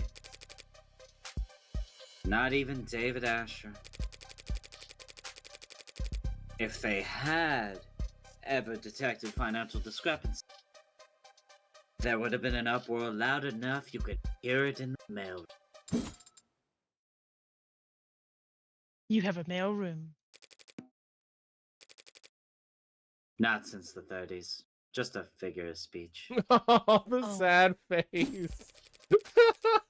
I'm so sorry, Just, Sarah. I wanted to have that hyper focus of, you have a mail room. And you nailed it. Hmm. He couldn't Poor have taken Sarah. resources from the company without leaving a record somewhere. There's always a trail in this place. But no one would deny Dr. David Asher information. He would have been able to obtain all the necessary data to build his own android. Then, with enough time and money, he could privately purchase the raw materials himself. I don't understand it. It must have taken him years to build Sarah. He wasn't doing anything illegal. Except the hacking stuff. So why keep it a secret? I don't know. But he was private and a perfectionist. I admired that about him. Perhaps he simply wasn't proud of his result. Wow, what a bitch. Like, I get you're pissy that he left it to Morgan instead of you, but damn, lady. Fighting her. And yes, for the moment, I did refer to Sarah as it. Could be. I'm fighting her. No one talks about my daughter like that. Well, thanks for taking the time to talk to me. I'm sure this has been a difficult day for you. A difficult day for all of us. A message from Fran? Oh no. Oh, yes. Vinny, you ready? I'm running out Sarah of, and Fran are going to be the best of frenemies. 100%. I'm running out of leads to chase. The brat better have good news. No. Are you really going to take this to court? That's my plan. The circumstances may be irregular, but I'm still defending a client from a criminal charge. It's my responsibility to argue that he's not guilty of what he's being accused of.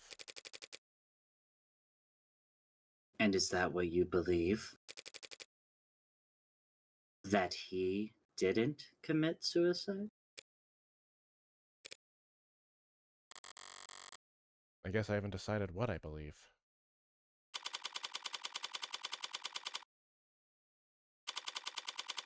How is that, by the way? That was good. That was good.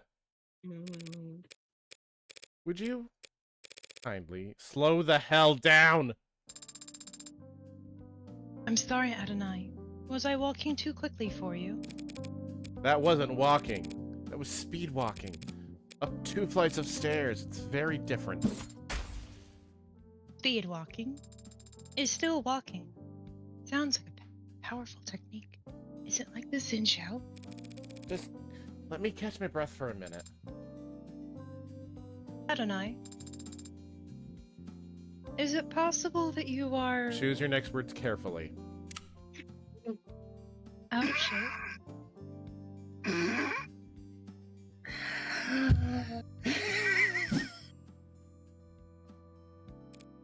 No. But since we left the cab, your heart rate has... I'm not wearing the right clothes. Or the right shoes. Is that so? Yes. Also, I didn't stretch or hydrate, and the sun's reaching its zenith. That would have been several hours ago. Do you mean the air temp? You said it would be a short walk from street level, so I prepared myself mentally for a short walk. Then you took off like a rocket, and you didn't mention we'd have to go upstairs. Are you sure this place is even back here? The reviews online were quite clear. It's worth the trouble finding it. Maybe if you're a mountain climber. When I sent Fran hunting for a musician in David's circles, I expected them to bring me to someone from the city orchestra or a jazz club. The champagne flute and teacup kind of musician. But this is the tequila Does and that neon really part of sound it. like... Does that really sound like David? Oh. It should be in view if we turn... Adonai, be careful. Of what? It's a stray. Bearing its fangs, too. It could be carrying diseases. You should... Relax. Adonai, it's growling. It's not growling at me. See? So it's just me that it doesn't like. Too much static. How did you get it to calm down? It's an animal, not a monster. It wants to be calm. Do you like animals? What kind of a cold-blooded freak doesn't like animals? Do you have a pet? Nope. Never have. Why not? Because I don't want to take care of a pet. That seems counterintuitive to me. Well, it makes perfect sense to me, and I don't need it to make sense to you. But You notice you're only this talkative when it's just the two of us? Just an observation. You shy or something? Did David program you to have android anxiety? it's generally only appropriate to respond to comments that are addressed to oneself. Today, I have rarely been addressed directly by people other than you. In other words, you're shy. That is not what I...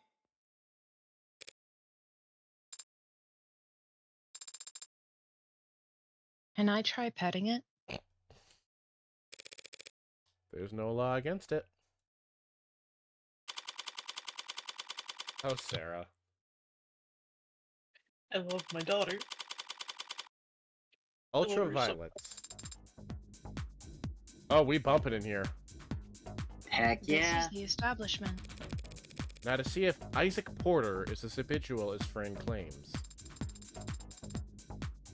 Do you think Father was close with this man? This man whom you've never met? I think he was close with him, yeah. At some point. I had some help making that deduction. Fran saw that their metadata showed a significant cooling of interaction between the two of them, particularly over the past month. But Fran also saw a phone call between the two. Last night. So they were close. Do you think they were sleeping together?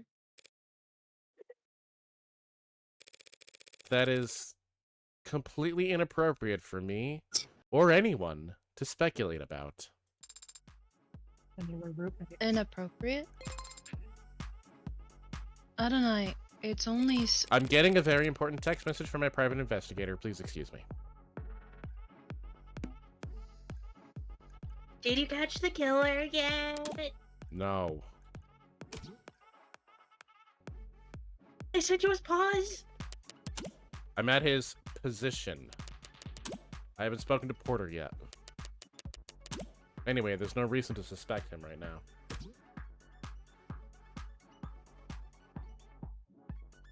Lame. Surprised you're invested all of a sudden. Isn't David Asher a corporate sellout in your eyes? Everyone's a corporate sellout, Okay, that's the truth. but Asher gets respect. If I'm a demolitions expert, Demolitions. He's Yeah. Kaboom.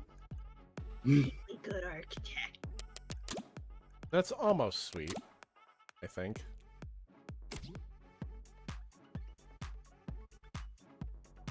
Asher started working in Cube. So, and the architect analogy, by today's standard, he's like, I don't know. As a kid, he built all his bricks by hand, or something. You know that lit homework can help you with forming analogies. Eat this analogy. Did that come through or did the characters break? It's supposed to be a guy giving you the finger. I take it Cube is a programming language. What's special about it? A much anything coded in the last 20 years is web-based. You code with the assumption that you'll always be connected. So you can depend on having fat libraries in reference to lean on. And if something does go wrong, your errors get reported to you automatically. But not Cube. You can look it up. Google is free. Is it? But basically, Yeah. Cube was originally for robotics and, like, engineering. Stuff that you had to operate in mines under the ocean. Middle of nowhere fields with zero signal service, like Nevada. Cube had to be self-sufficient. How rugged? I'm sure you're in Cube anyway. It's older than dirt. From like the 40s. I don't know. I think his father had a machine shop or something. Vague. Yeah, well, David didn't like to talk about his family. And I never asked. What did your private investigator have to say, Adonai? Not telling. That he needs to do his homework. No. Talk? Question mark? That one over there. He matches the photo Franz sent. Should I approach now or look around some more? I want to look around first. I want to see what's bumping over here. The stage for the talent. Pretty close to the floor. Guess it fits with the whole round table aspect of this place. Everyone's more or less equal footing, dancing in the dark once you get past the bouncer. Do you think they might have met here? David and Porter? I can't see David walking in here. Because you found the walk so challenging? Because it's too loud to relax and not dark enough to be anonymous. I see. What's that face? You got an opinion to share? The atmosphere is not bad in here, but the music isn't quite... I'll find you a survey to fill out before we leave. What kind of music does an android even like? Early 21st century punk rock. Hell yeah! Oh, heck yeah. I love that she's Hell yeah. drooling a bit. Is that just you, or does that go for all androids? I haven't met all androids. I cannot speak for them. I wonder what they'd say. If they're smart, they'd say that music peaked with the early 21st century punk rock. Debate settled. Base. I know. Base. I know my hill. I know what hill I'm dying on. I do not disagree with this hill. A bar stocked full of colorful selections and busy bartenders. Hope this isn't the kind of club you can order food in. Only time bar food is any good is when you're drunk enough to forget the taste in the gap between chewing and swallowing. Oi, I've had good bar food. Yeah, same. That barcade we went to's always had good stuff. Mm-hmm. So you can like eat things? Yes, I can. What, like android food? There is no such product. So what do androids eat? Online user guides for Noble Swarm models clarify that they don't eat anything in a traditional sense. They get their energy from electrical charging, usually wireless. Whenever they need to eat, it's to replenish specific vitamins and electrolytes. Sounds a lot I like consume Gatorade.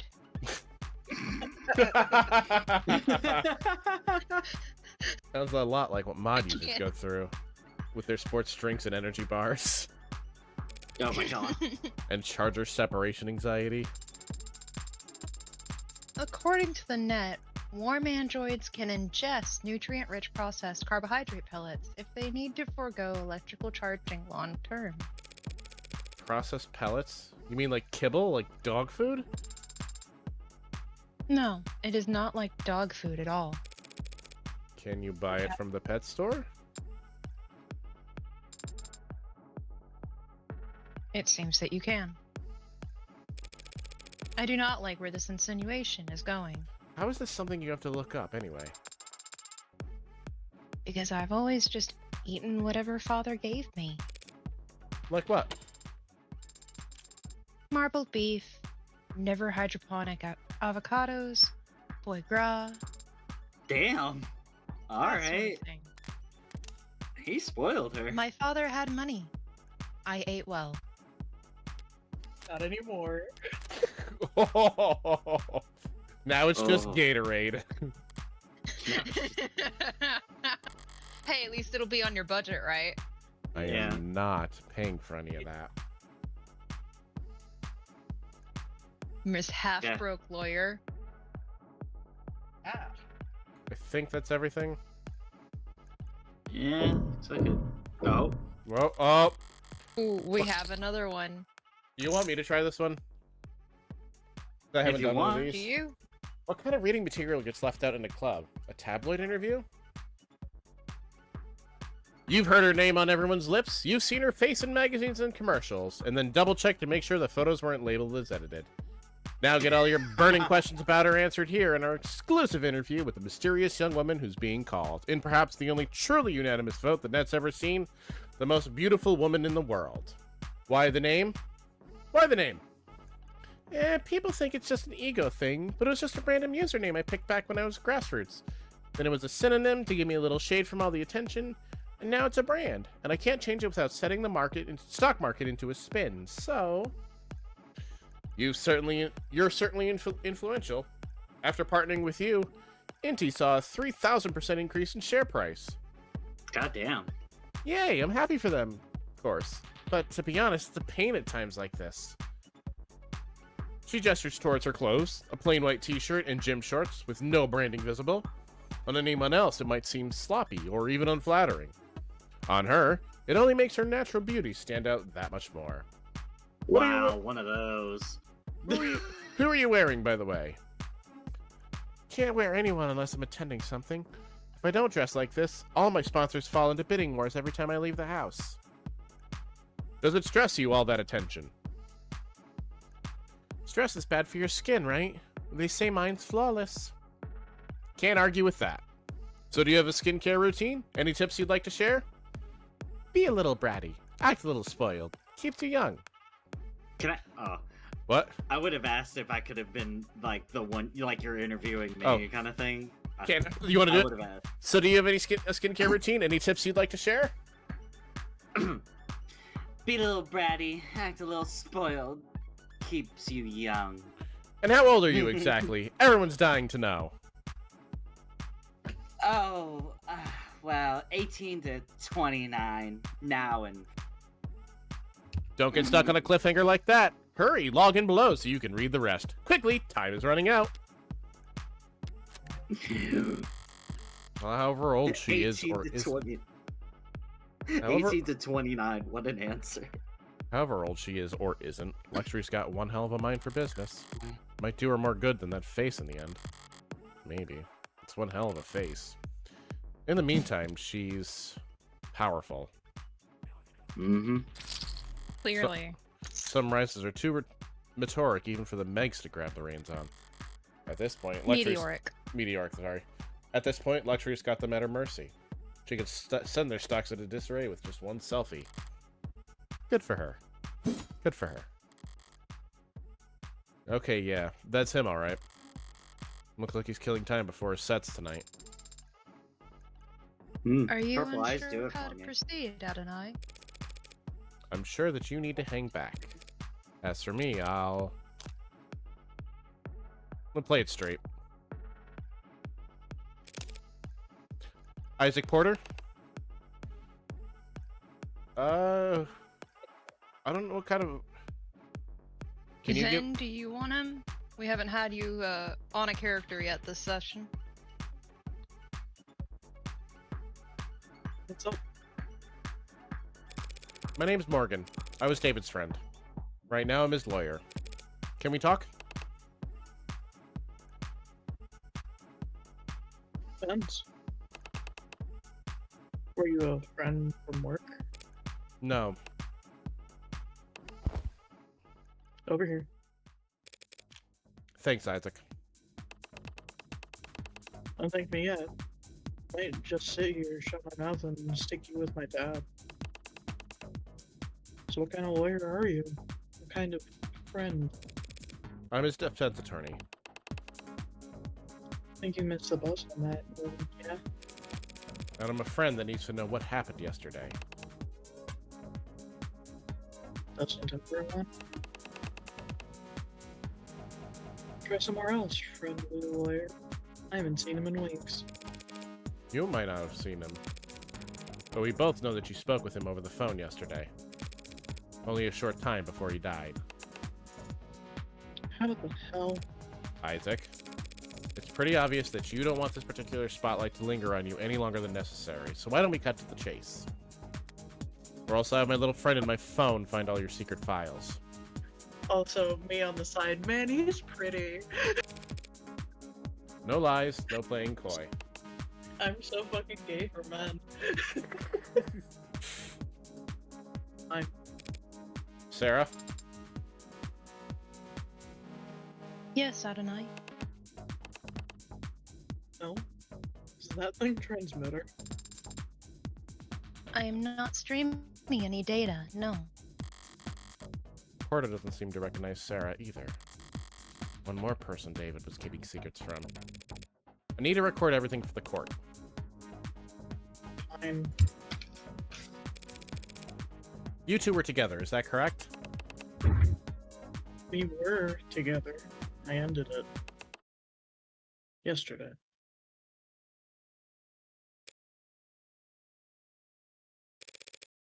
Care to elaborate? Not an entire relationship. Look, you can tell me everything once, and I can get it on the record. Or you can hear the same questions over and over again from 1,000 different cops and Megs for the next 3 months. We met in a bar. You seen him come in a few times. Each time with someone else.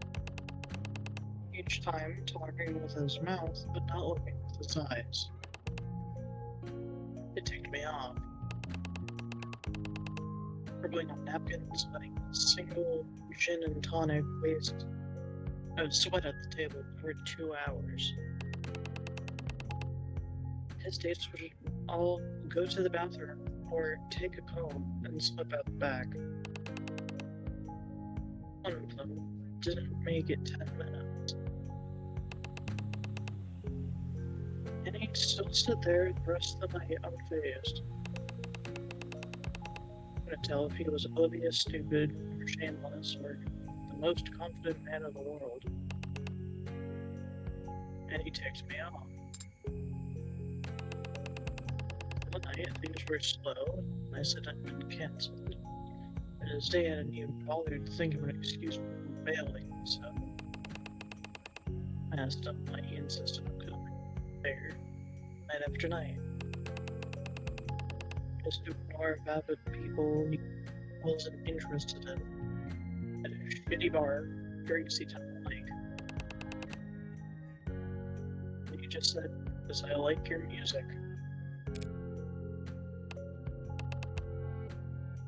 Man, did that tick me off. It was cute early on. Being so passionate about her, I could barely pretend to understand. And I liked that we gave each other space, you know? Felt like we were being mature. Until...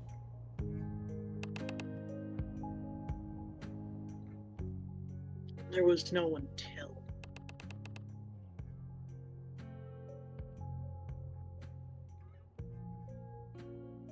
One day where everything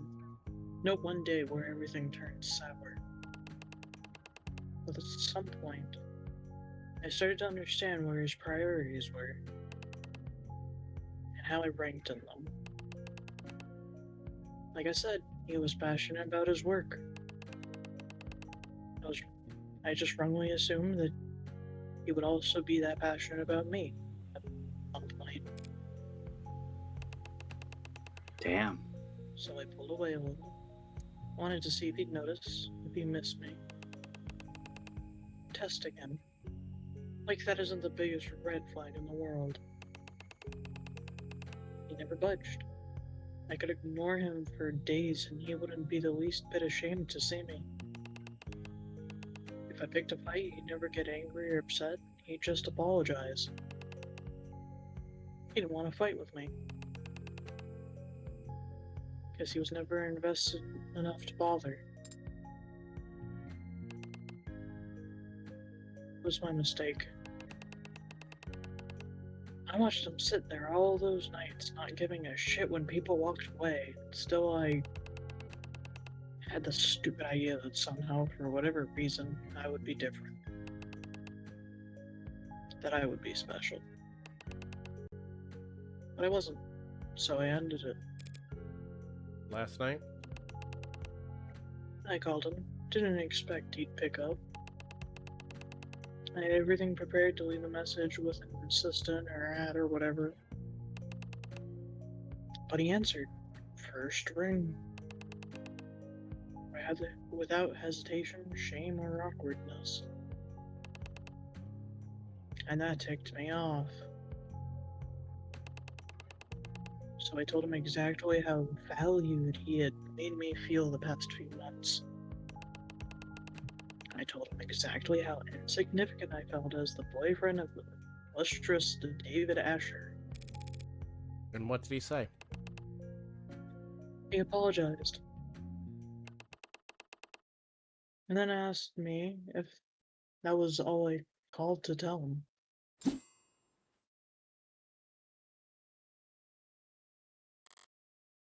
Oof. I hung up after that.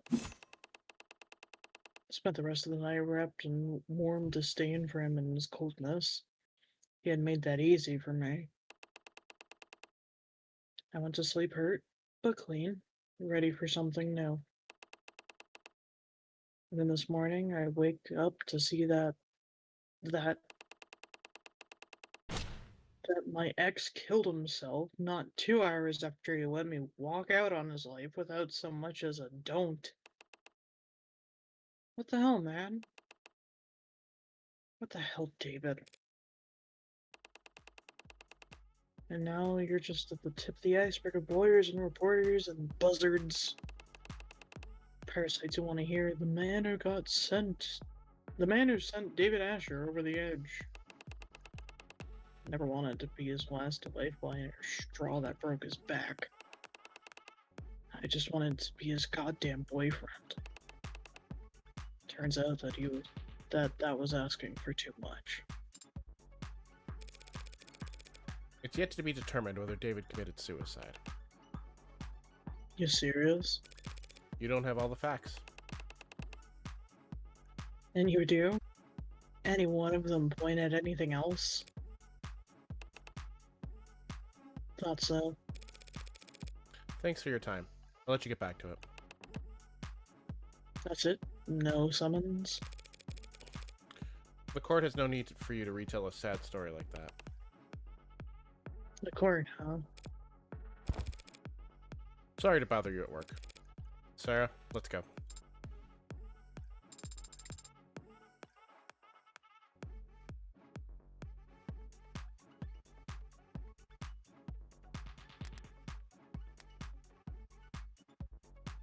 Oh, sorry, I was muted because I was snacking. Yeah, okay. Your discography is very impressive. Yeah. Thanks. And your range is remarkable. So it pained me to have to see that all your works in the last quarter have been so melancholy. I think Well, what the hell would you know about any of that? What's the matter? Can't find the words? Need to steal them from somewhere first, butcher them before shitting them back out. I was not trained on any data sets that...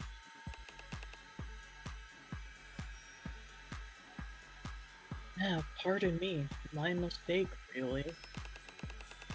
Not your fault you're only standing here because some rich prick nerds were allowed to rob the world blind for most of the century. Sarah, we're leaving. What the hell was that about?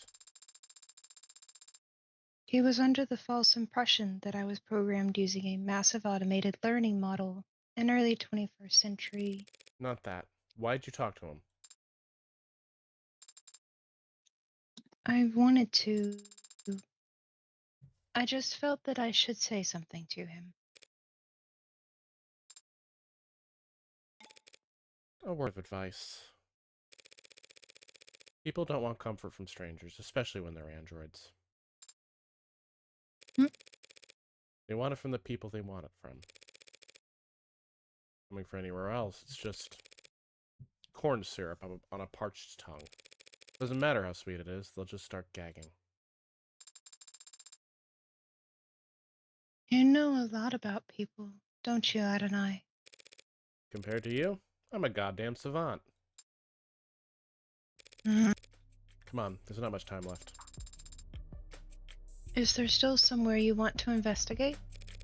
Somewhere I need to return to, actually. Porter was right. Thing stands, I don't have any evidence that could establish an alternative interpretation of the facts. If there did exist such hard evidence that could prove his death wasn't a suicide, there's only one place I could find it at this point.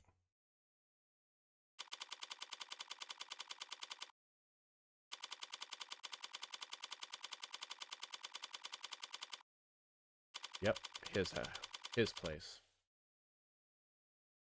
Back to the basement. Oh boy. Spent with you.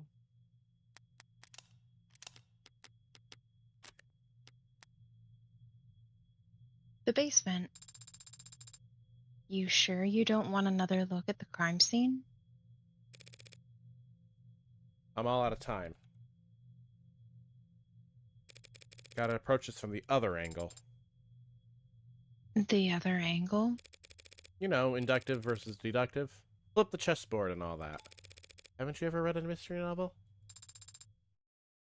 I've seen mystery films. Well, let's see if you paid any attention then. What killed David Asher? Poison. 10 points. There's a point system? Now, how did that poison get into his bloodstream? He must have ingested it orally.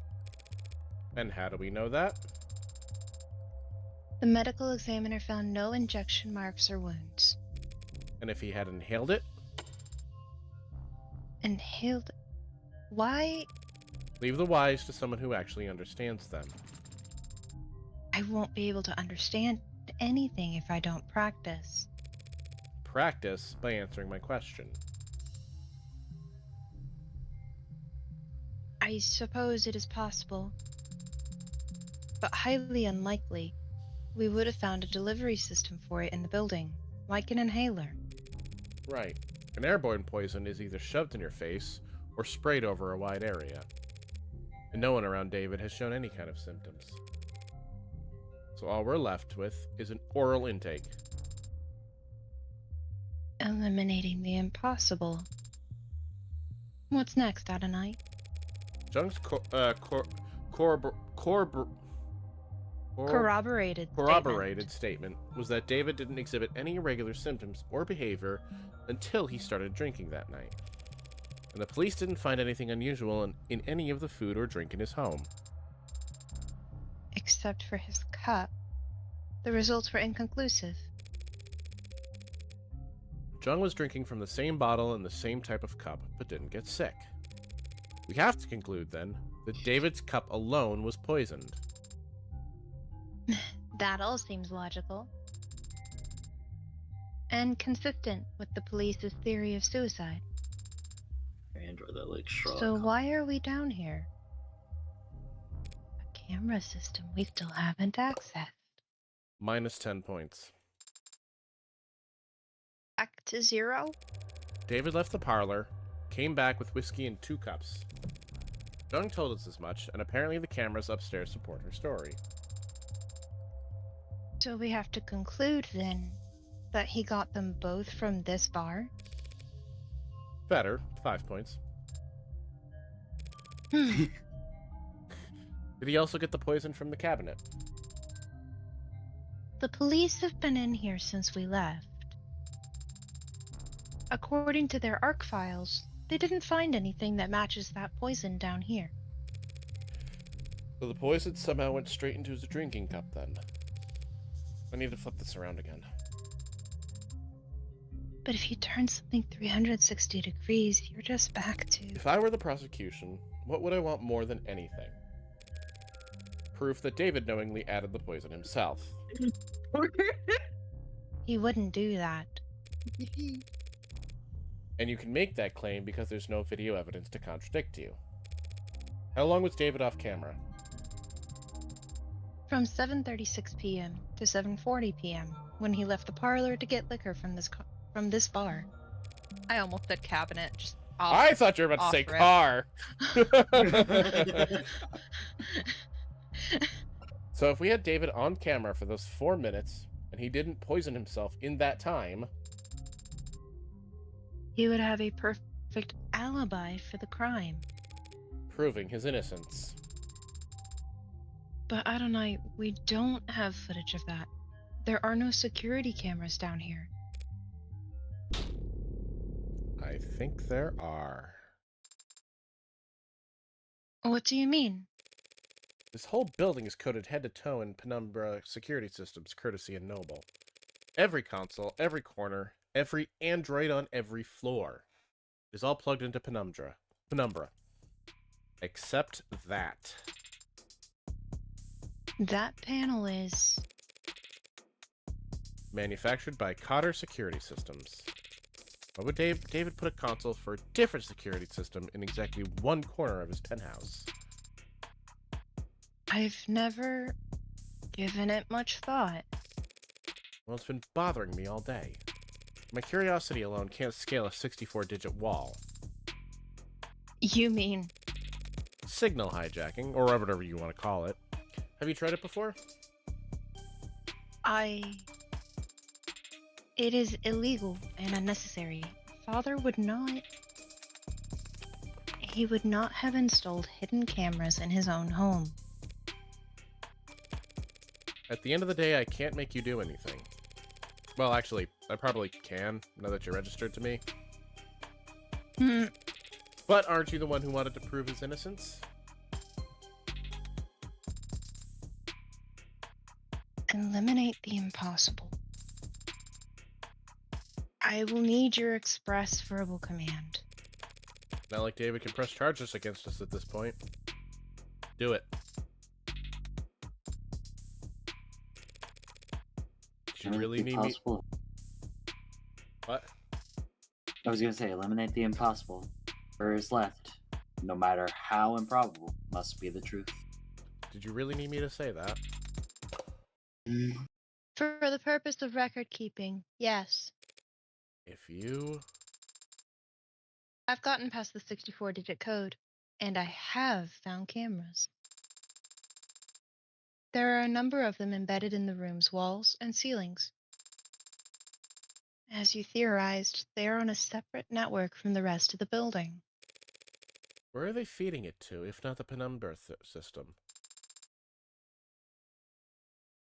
Behind my hibernation unit. A false wall on the back of a safe. I don't understand. Why would Father possibly have a hidden system of cameras inside his own home?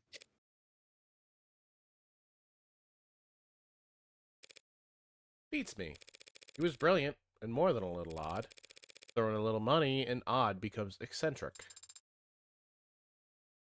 I see. I think. I don't. What the hell was he thinking? What was he afraid of? Why didn't he come to me for... Time short. Gather facts now, leave the computation for later. Alright. What did David even do with all this equipment? Dry his laundry?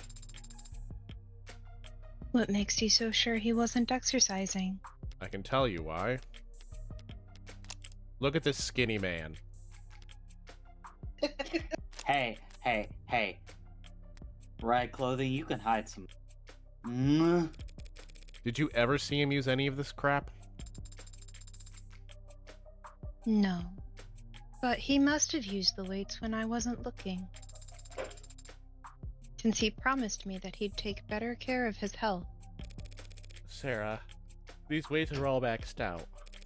David couldn't have put up numbers like these even if he was piloting a frame.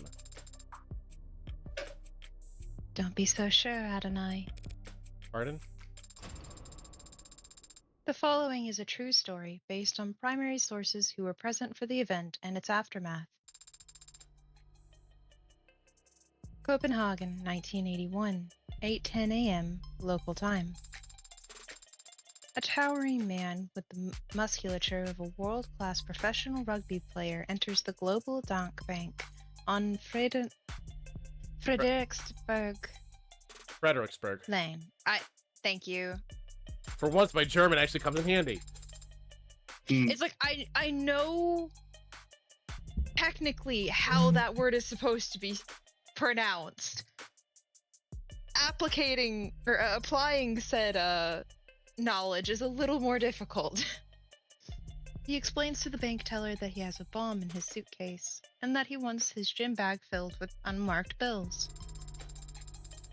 A security guard approaches him from behind with a nightstick and swings.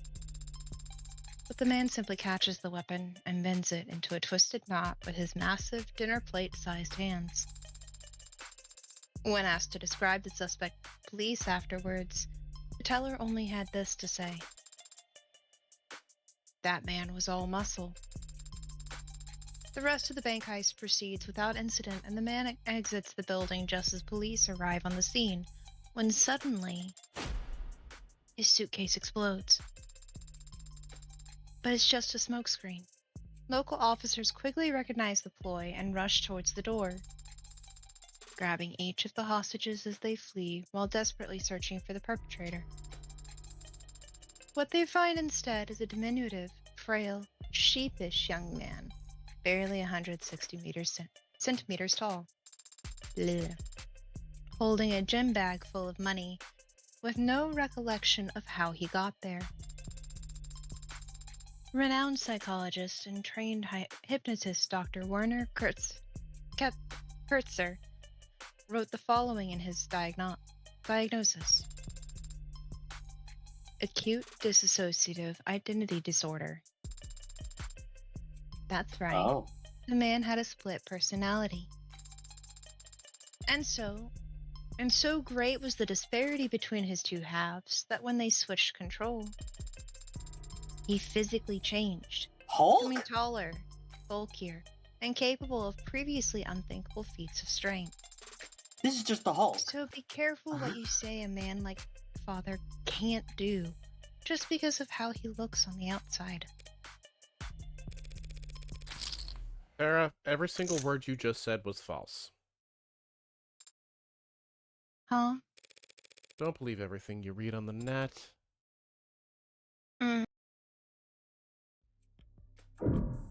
Sarah went Yeah, so hard into story that. though.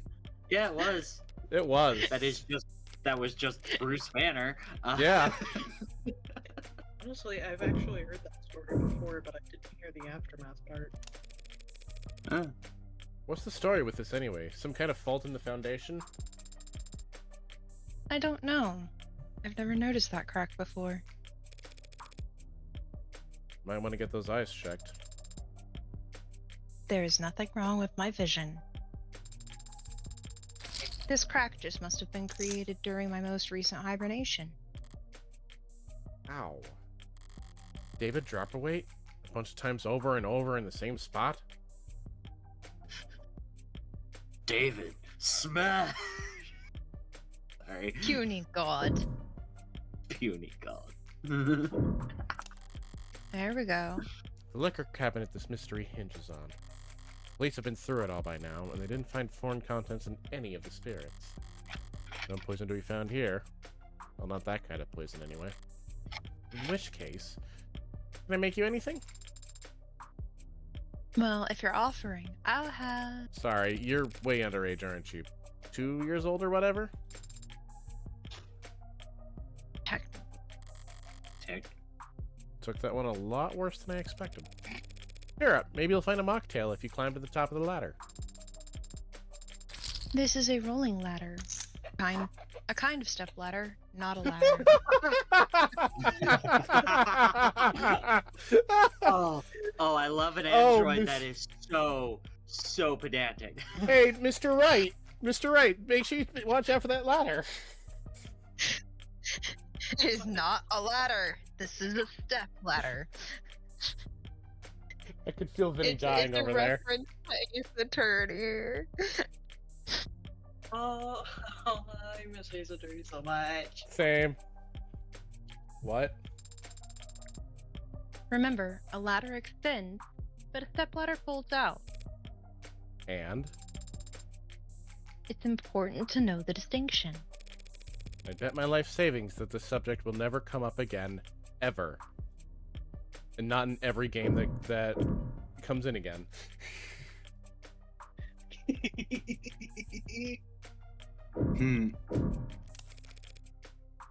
Is that the original? It was appraised and confirmed to be genuine. At least you didn't get ripped off. I'm a Philistine when it comes to this kind of stuff. What does an android see? I see a meeting. Or perhaps an encounter? Two apex forces of nature. Two kings of the forest. The stag and the tiger. I think. Great. I'm officially less cultured than the robot. Alright, let's refocus here. There's some kind of hidden door behind your bunk bed, huh? Essentially, though a bunk bed would imply a second or third. How do we open it? One moment. I see. Got it open already? I cannot open this door. Why? It is a test of its basic sturdy structure. Sturdicure. That anti-hack feature in the name is real? It's a closed system, Adonai. The hell am I supposed to do now? Strange. There was an if-then toggle enabled in the security parameters. I don't follow. When Father last adjusted the settings here, he made it so that the door would never open so long as I was hibernating. And he made it so that I was the only one who could wake her up. Meaning that this is the door that only I can open? It'll be a 6-character password, some combination of numbers or letters. Maybe Did a you and special Father character have or two. any influential moments in your life that revolved around a 6-letter word? Nothing comes to mind. Is there a code word that he knew only I could learn?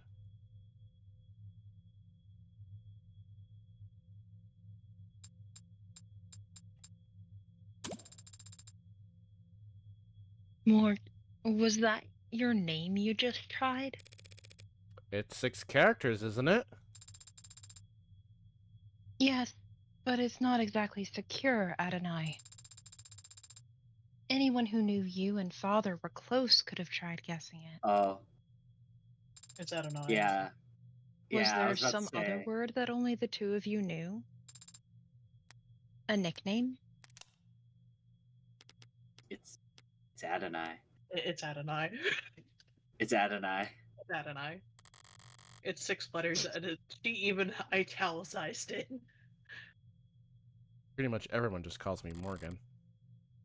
But not everyone.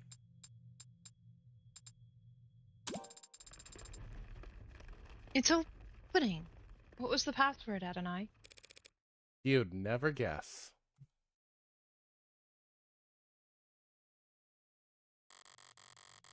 Did feel a bit out of character, David utilizing so much cloak and dagger tech. And I've definitely been struggling with the idea of him doing home improvement.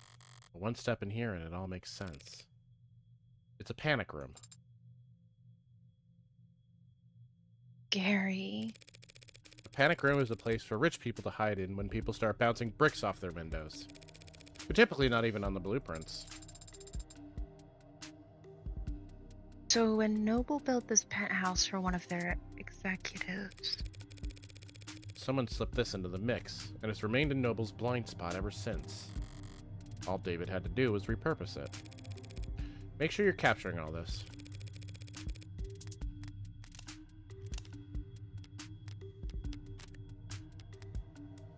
I don't want to miss my one chance because of a discovery technicality. I understand, but you needn't specify. My memory is flawless. I can play back visuals, sounds, sensations. I can even give detailed reports on air particles. You mean you could smell?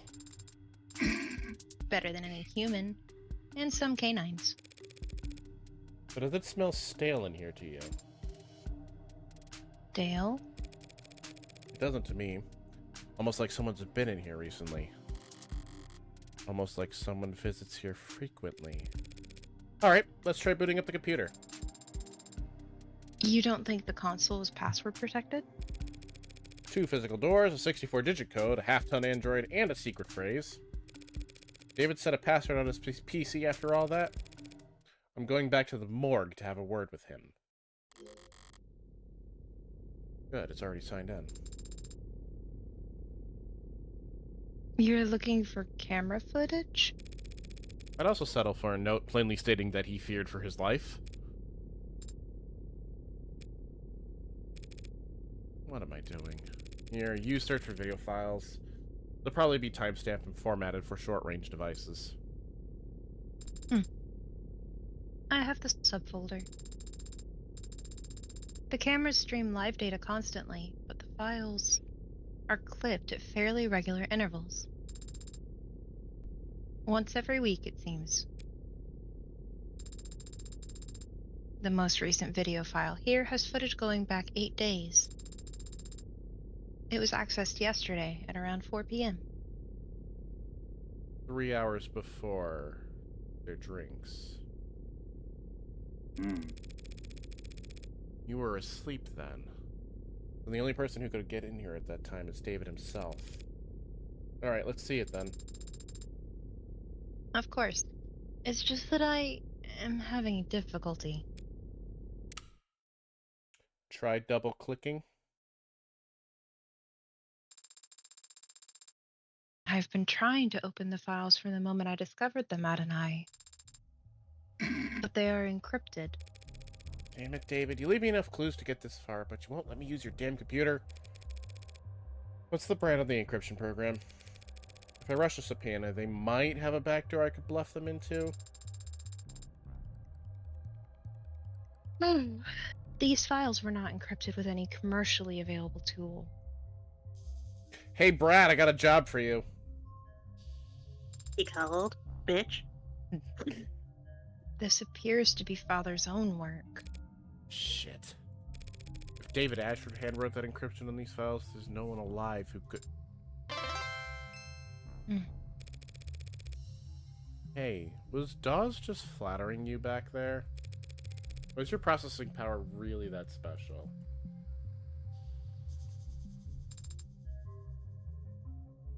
Adonai, Can you break his encryption, yes or no?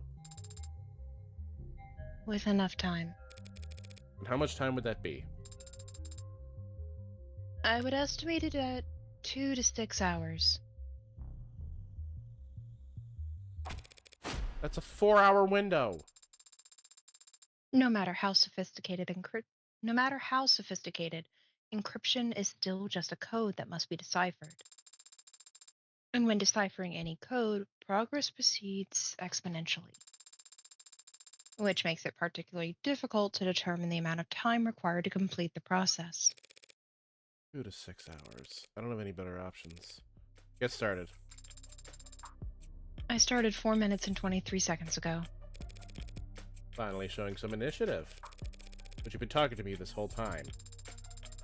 I have the ability to analyze data in parallel by utilizing subconscious processes, so long as the work required is rote.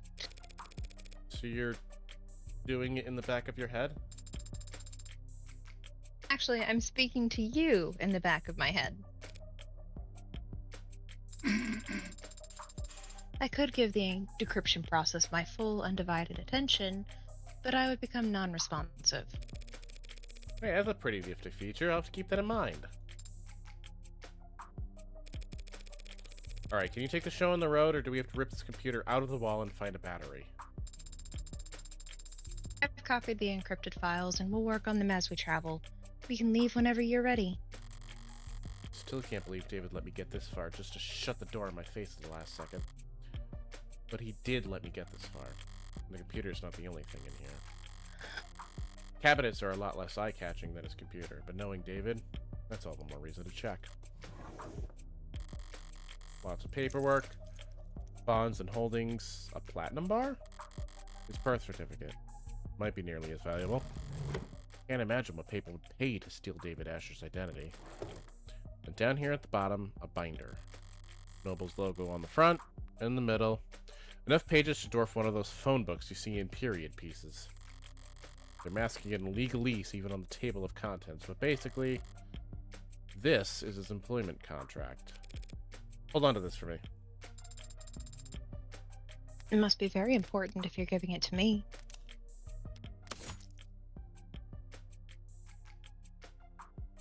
Not a light read. It's certainly very heavy. Was there anything else in there? Expecting an updated copy of his will to show up? I'm expecting something else updated. Vinny? I thought the report was gold.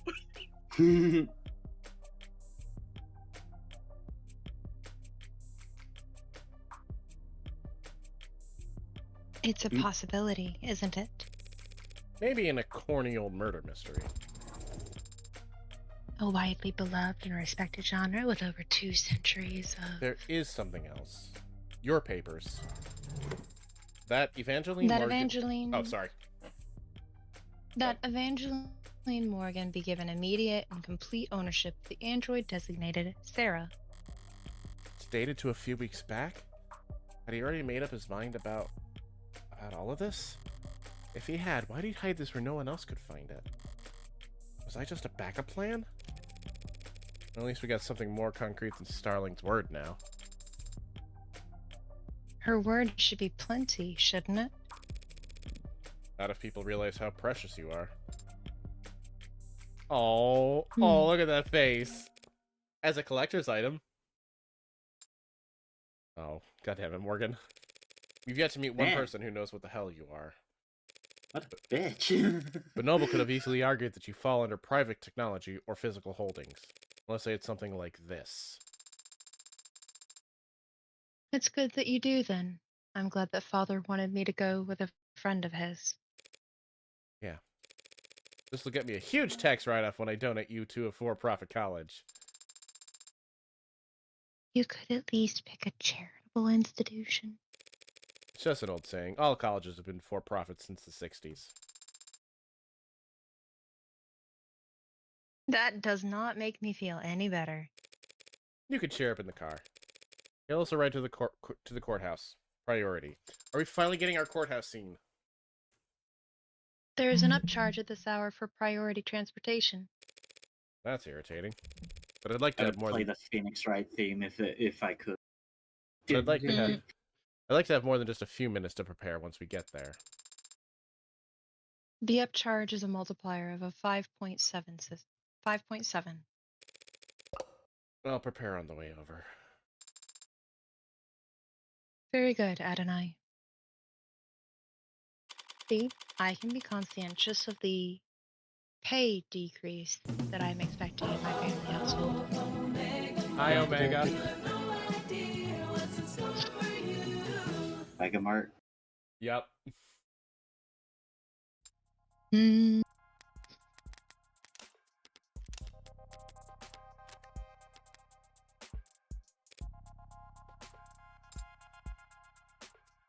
God, I love the vibes of this. Same. I've been so excited to do this. Does it excite you, going into courtrooms? What do you mean? You don't feel the tension in the air as the audience murmurs amongst themselves? You don't feel a fiery sense of justice rising in your gut as the prosecution smirks at your ragtag assembly of witnesses? Do you really think this is going to be like some kind of movie where the good guys save the day? Probably not. Though that would be nice if it were.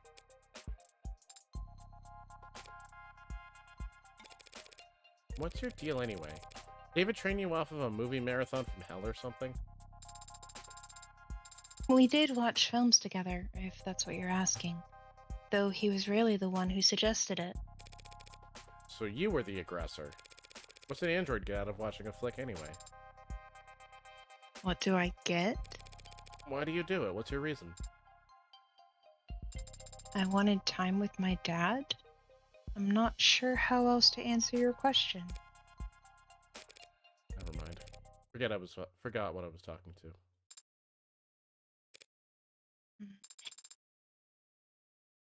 I like the performances.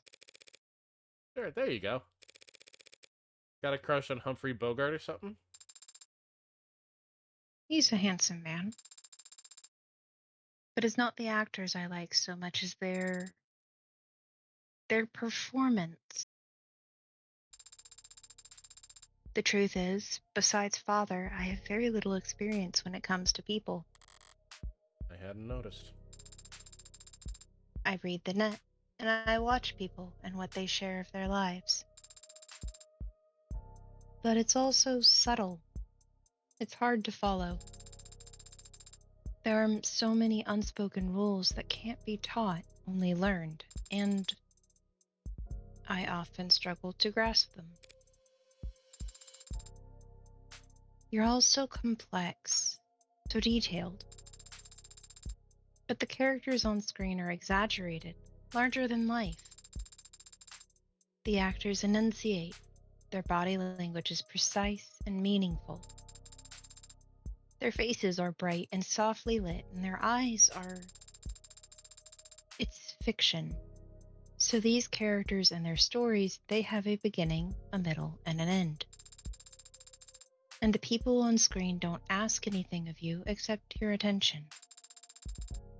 You can't disappoint them or make them feel awkward. You can just watch and learn. But what about you, Adonai? What about me? Do you like movies? Yeah, sure. Back when I was a kid. Really? Who was your favorite director? Did you have a favorite film? It was a long time ago. I don't remember.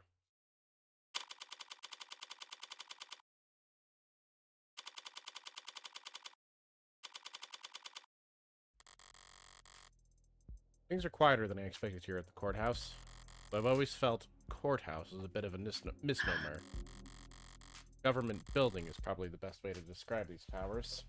All-encompassing and impenetrably vague. 100 floors of officials and documents and paper-pushing queues. A couple dozen courtrooms squeezed in along the way. Didn't think I'd be arguing in court when I woke up today.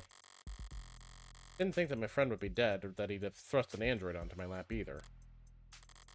I could just walk in here and concede. Emma would be irritated. I'm more than a little confused, but I could play it off as an exercise in grief. The android would complain, loudly of course, but I wouldn't have to listen to it. Now that it's registered in my name, I could probably just order the damn thing to reset its memory. But I haven't done that. And I guess I don't plan to. Why? It must be because I have my suspicions as well. Sarah insists that David would never commit suicide. But I haven't actually stopped to ask myself whether or not I agree. David was rational, subdued, private, hard on himself, and not prone to emotional outbursts. Maybe that's why I'm finding myself outside a courtroom, prepared to humor and add suspicions before the state. because I don't really believe David killed himself either. What's your progress bar at? I can confirm that I am making progress. Well, shit, let's not get ahead of ourselves. But it would be difficult to summarize that progress in terms of a completion percent.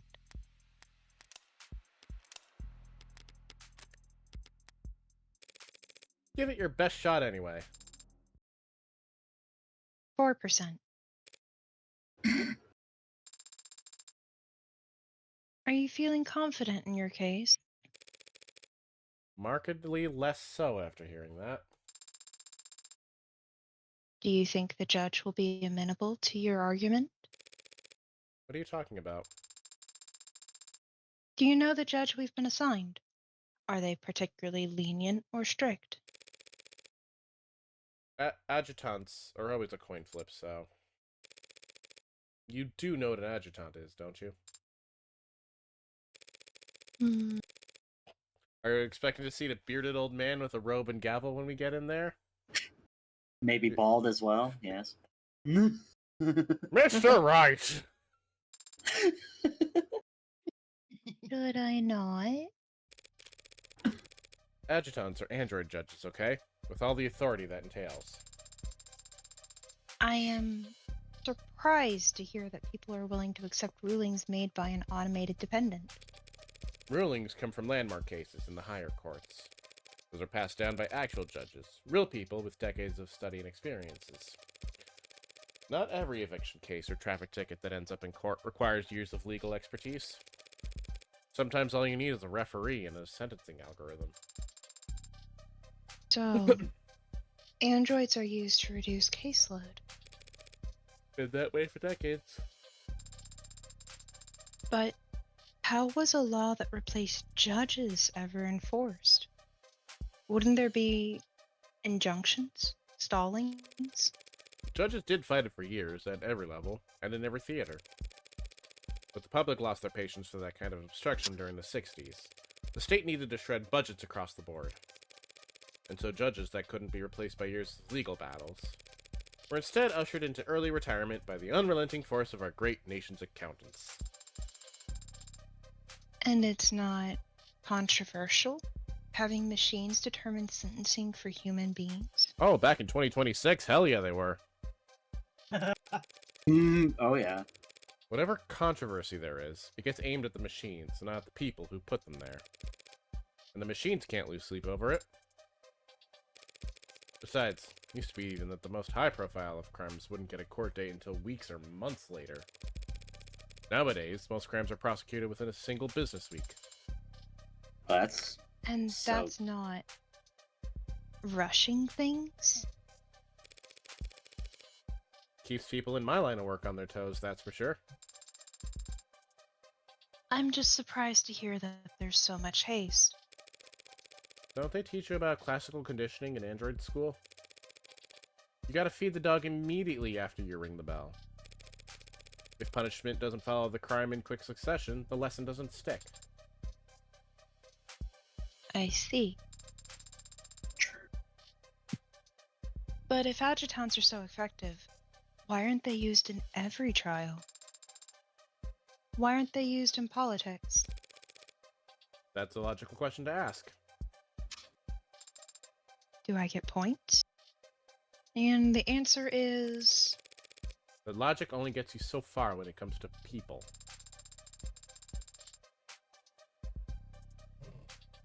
Doesn't everyone want the courts to be as just as possible?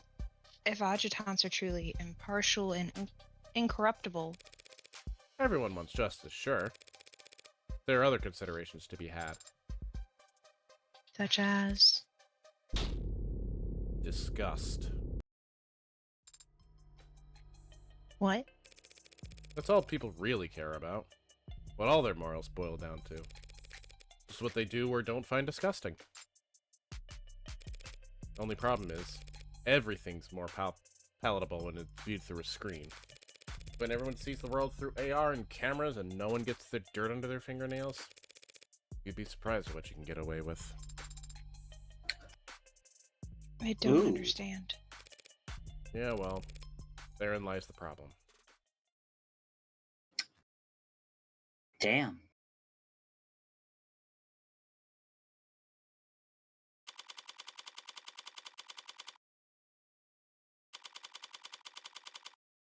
Wow, wow. Hello, girl failure. Girl failure.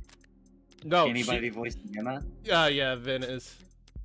Vin Okay. is a history of taking all the prosecutors. Except 2. It's almost like I like prosecutors or something. Who would have thought? Except 1. Bite you, bite you, bite you, bite you, bite you. Just a preliminary hearing, huh? You wouldn't know it from the look on her face. But I shouldn't have expected any leeway once we stepped in the courtroom. Not with her. That's the adjutant up there? Is it asleep? It's loading. If you want to be the adjutant, though, Saria. I'll do it. Yeah, I'll do it. It needs to load? Don't be rude. Not every ad can afford to be decked out as extravagantly as you. Especially not those the state buys in bulk. There's an audience. Oh, you mean the gallery? That's nothing. Could have been a lot worse.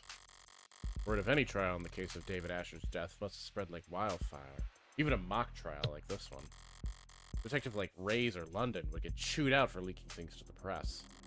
Uniformed officers had little to lose and a lot to gain by dropping a text to their attentive friends in the media. And then there's the corporate plants. Interns, usually. Preferably ones with modded eyes. It's illegal to film inside of a courtroom, but this is the year 2086. Things are gonna get out one way or another. I don't like having my face on camera. I don't like attention in general. But I'm not such a coward that I'd skip David's funeral just because there'd be paparazzi outside of it. My pretty little likeness was gonna end up in the background of some tabloid photograph one way or another by the end of this circus. At least this way, it's decent marketing for my legal services. What will happen once the adjutant finishes loading? How will the trial proceed? With all those films you watch, I figured that you could extrapolate. I am asking so as to correct any misconceptions. No, not everything you saw on the silver screen is outdated. Court will come to order, there'll be a clarification of the charges, the defense enters a plea, and if it's not guilty, the prosecution begins making their case. That means calling witnesses to the stand, correct? Mostly. Sometimes they'll testify virtually from a separate location. Depends on the security concerns surrounding the particular individual and the case. What do you do then? Sit here and watch? Not if I want to get paid. I cross-examine witnesses after the prosecution are done questioning them. I can present evidence or witnesses of my own in response as long as I have discovery backing me. You've said that before. Discovery means... Just that I can't pull stuff out of my pockets and present it without any kind of context. I have to have proof that I acquired it legally during the course of my investigation. Most of the times, that means having recordings or witnesses that can verify my investigation. which I can provide. You didn't think I was letting you tag along because I liked you, did you? Ooh. And the jury? I don't see where they would sit. The jury hasn't sat in the actual courtroom for years now. They have their own chambers, where they watch a feed of the trial's proceedings in anonymity. And that's not an issue? Don't people want to look someone in the eye before passing judgment on them? You've got an old-fashioned sense of justice, don't you? There's no jury at a preliminary hearing anyway. It's only meant to evaluate whether or not the prosecution has enough evidence to go to trial. Mere formality in today's day and age. With tools like optics and arcs, there's never any short of evidence to work with. So all you have to do today is convince the adjutant. Easier said than done. Adjutants leaned heavily towards evidence over arguments. And right now, all the evidence suggests that David killed himself. If it's going to be an uphill battle, I can't afford to stumble. I need to focus on establishing an alternative interpretation of the facts, and it needs to be solid. But I don't have a suspect or even a motive for killing David. Yet. Anyway, I'll need to be sharp. Emma doesn't play nice enough for me to be anything less. I think it's waking up. This third lower court is now in session. Adjutant AD-84 presiding. I call to order the case of the people versus Asher. Do the people wish to make an opening statement? No, Your Honor. No point in bothering when it's just the adjutant here. Very well. Do the defense wish to make an opening statement? Not at this time, Your Honor. Might as well ring the bell and get this shit show start. If neither the people nor the defense wish to make an opening statement, then it falls to me to set the stage. My model name is Adjutant. My unit designation code is AD-84. I love her outfit. I am a machine, an automated dependent, and I serve the state by presiding over trials. You might find yourself wondering, why? What gives a machine the right to judge a human? A fair question, but the answer is simple. In every culture, in every society, no matter how it is worshipped, enshrined or defied, justice has one defining quality. Justice is beautiful.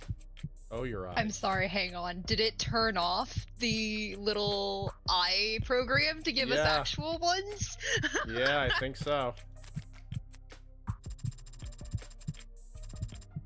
Like a balanced equation, like the golden ratio, like the Vitruvian man, justice is beautiful. Whoops. Oh, There you go. so, what gives me the right? This gorgeous bod.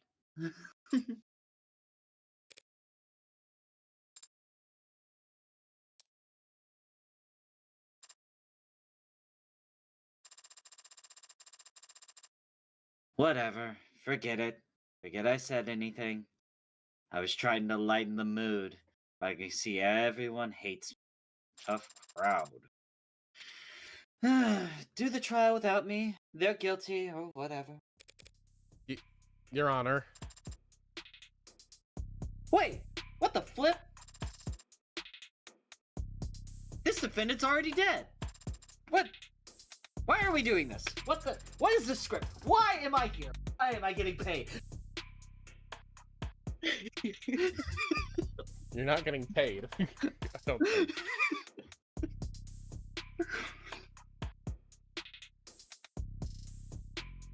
Is this a debug thing? Because I'll log the error if I need to.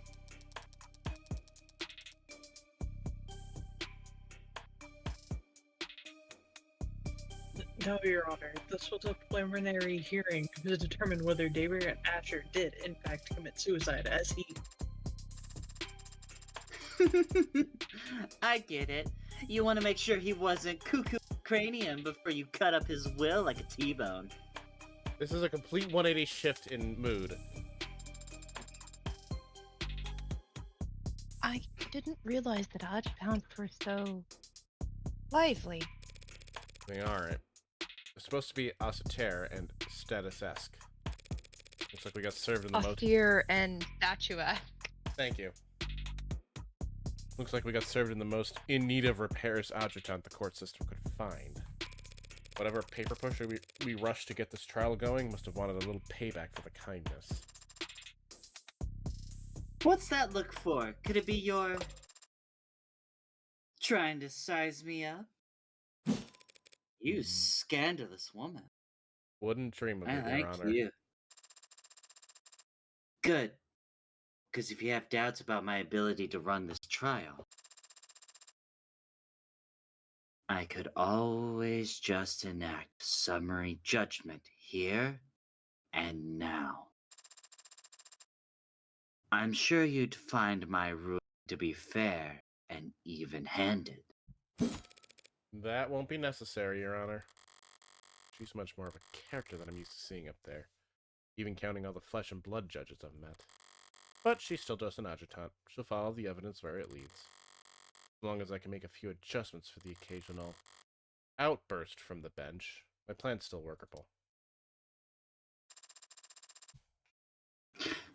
So, people, shall we get started with that first witness?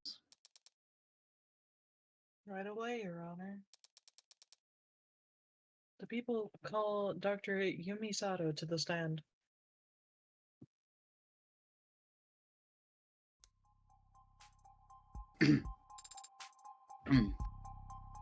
It's Yumi. Huh? Hey. So, how about it, pretty lady? You swear to tell the whole and unadulterated truth to the best of your ability? I do. Good enough for me? She's got stars.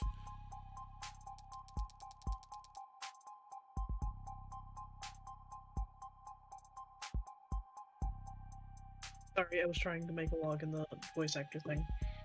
Dr. Sato, were you in charge of the autopsy for David Asher, were you not? I was.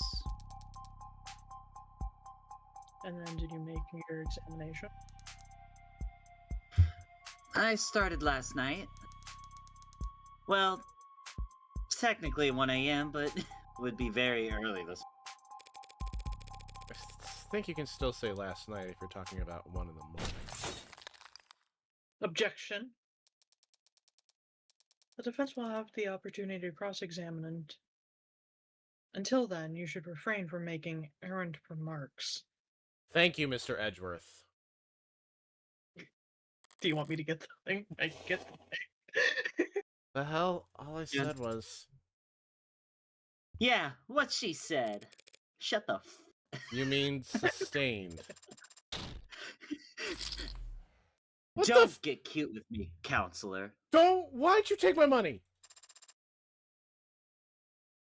Being cute is my job.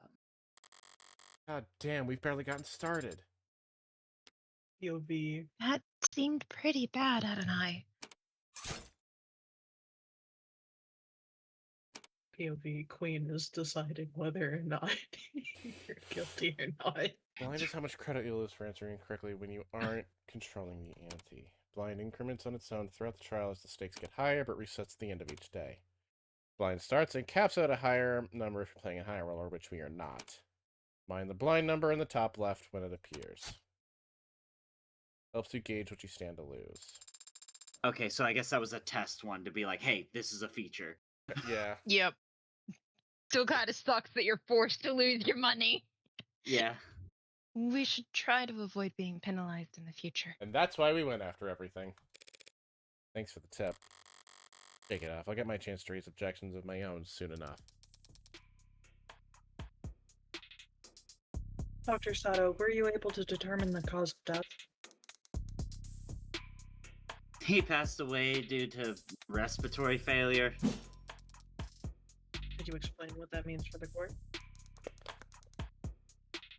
Essentially, he wasn't getting enough oxygen into his blood. It seems by the time he arrived at the hospital, he was essentially no longer breathing.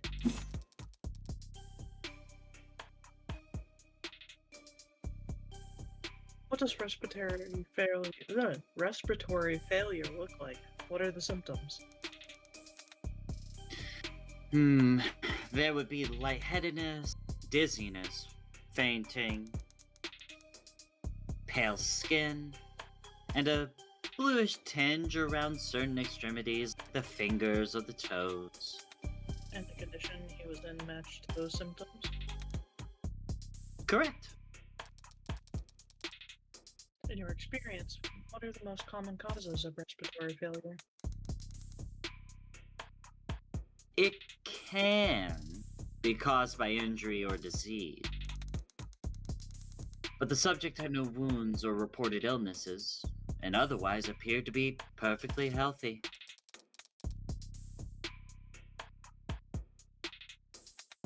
And what else could cause respiratory failure then?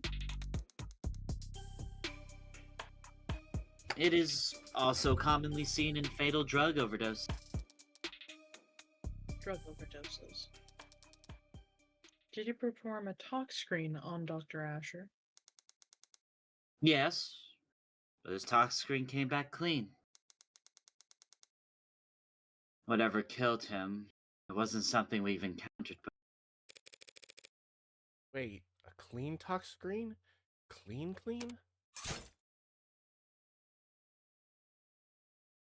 Dialogue will proceed automatically during testimony, but you could still choose to advance text manually with continue. You'll need to read carefully and wait for the witnesses to make a statement that sounds wrong, then hit the call button to call their bluff. Hover over the call button or toggle on insight to focus the claims within a witness statement. Can't let this chance slip by. You need to catch her mistake the second it comes out of her mouth.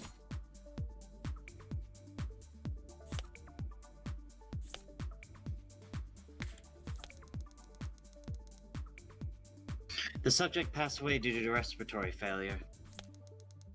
Ah, Essentially, he wasn't getting enough oxygen into his blood.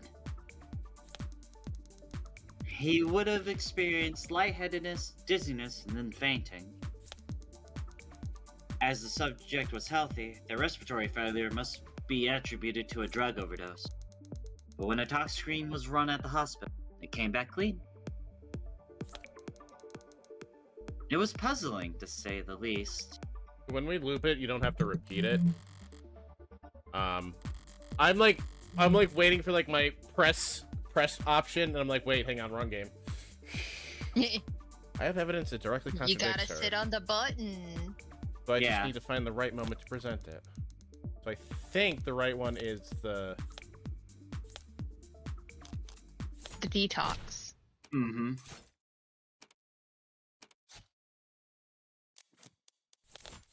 It was the whiskey. Wanna bet? Wanna bet? It's impossible for David Asher's tox screen to be clean, and we all know it, since he was on camera drinking alcohol the night that he died. Ah! That makes sense. And that scared you? I would have done a proper scream, but I don't want to bother my roommates. Fair. That's fair. Fair. Merely misspoke, Your Honor. As it plainly states on the tox report itself, Dr. Asher did have alcohol in his blood. But not as much, but not at such a concentration as to be lethal. Yeah, my bad. When I said the tox screen was clean, I just meant it didn't tell the attending physicians anything they didn't already know. Overall, a little bit more nitpicky than I like to be, but at least I was able to balance the momentum, more or less. Shall we continue, Dr. Saddle? If the tox screens were negative for pharmaceuticals and drugs, what caused Dr. Asher's respiratory failure? During my autopsy, I analyzed his. Was able to isolate a.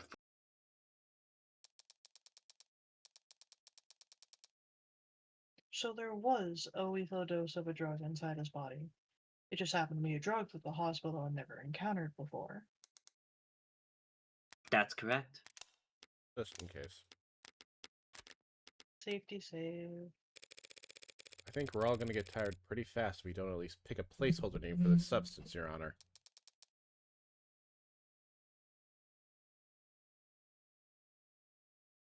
The people don't object, Your Honor. In that case, I'll put all my creative heuristics, You have it. yeah, to work coming up with an original, scientific, fitting name for this substance. A name like Omega. As I look at chat. Yep. So as Omega. we all look at chat. Omega-3, the fish oil supplement?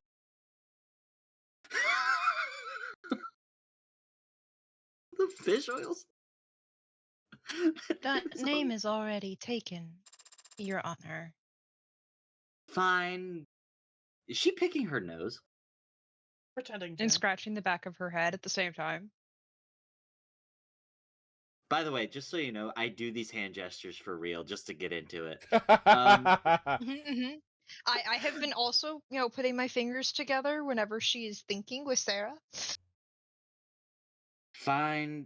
Call it Delta or whatever. Can I call it Omega Zero? I'm kidding. Delta. Use in science to denote an unknown variable. Not bad. Delta has other meanings when it comes to drugs. But yeah, our Delta matches no public pharmacology or toxology records.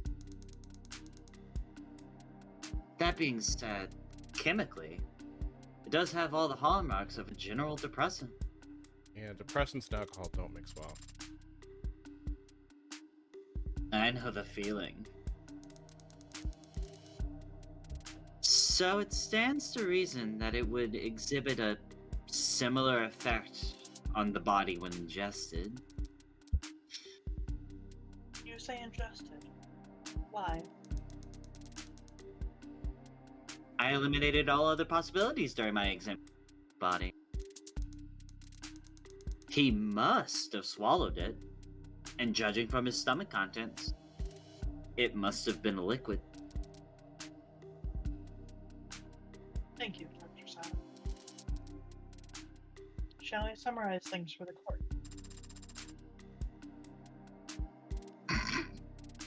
Is she? Oh my gosh, she is. Yes, please. I wasn't listening that close. The victim died of respiratory failure, and his tox screen showed that his blood was clear of anything that could have caused respiratory failure. Except for this unknown substance. Poison we've labeled Delta. Thank you for the stretch, Casey.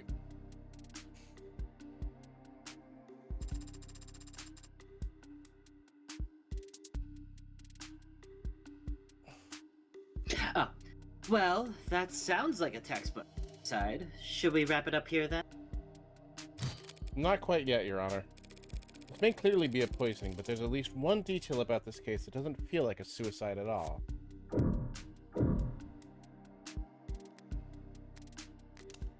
Safety save.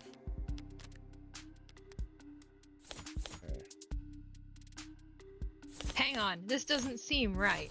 Let me just pull out my phone real quick. I just need to make a record. Okay, and my decision is... Yeah. Oh, I was doing a bit because you have to pull out your phone to save. Yeah. And Yeah. you're doing it in the middle of a courtroom. Yeah. Yeah, no, yeah. I think it has to be Show the testimony. testimony. Yeah. Oh, that's right, I have to drag it. The people shouldn't get ahead of themselves. There's nothing textbook about a supposed suicide that had a witness sitting there watching it happen.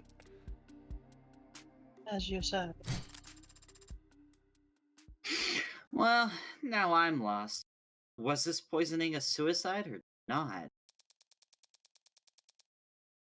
If that's the case, then perhaps we should give the defense an opportunity to cross-examine.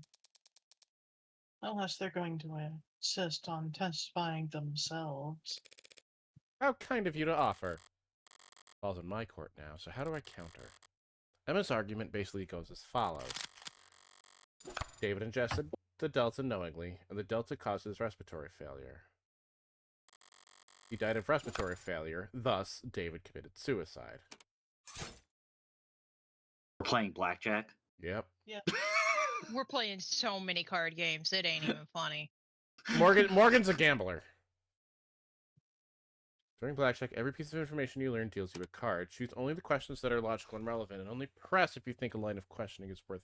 Oh, so this is basically press carefully or you're gonna get penalized. Thanks, Judge. Hmm.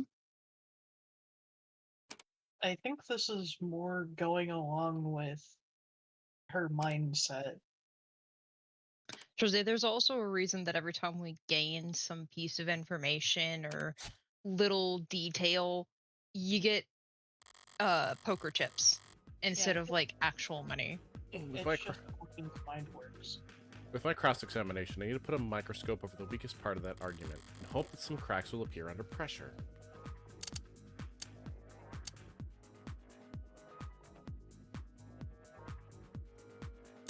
We know it was... So we rounded out that it was ingested.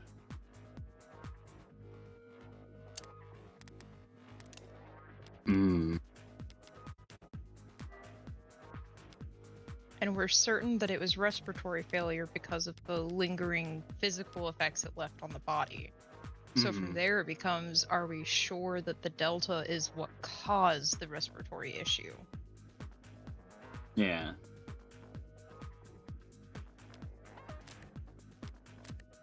Because we know that it shows similarities to being a depressant, but I want to ask, are you sure it's Delta to blame?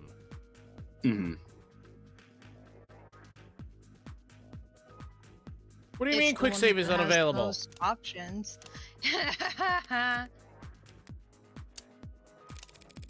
Dr. Sato, you were only able to even identify the presence of this Delta after hours of work. Can you really be sure that this never-before-seen chemical can cause respiratory failure? Well, I've had time to run simulations, and they do give every indication that it would act as a depressant. And just enough of any depressant, and respiratory failure would occur.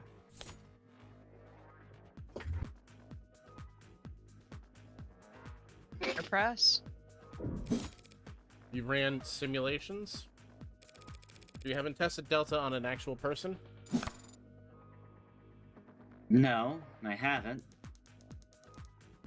That would be very difficult to do, given our extremely limited sample. Not to mention, highly unethical. Of course. But without such a test, you can't actually know for sure that Delta can cause any of the symptoms you've described. Was there a question in that statement, Counselor? You don't actually know for sure, do you? No, not yet anyway. I'm at 16. Thank you for the raid! I'm at 16, so you only have...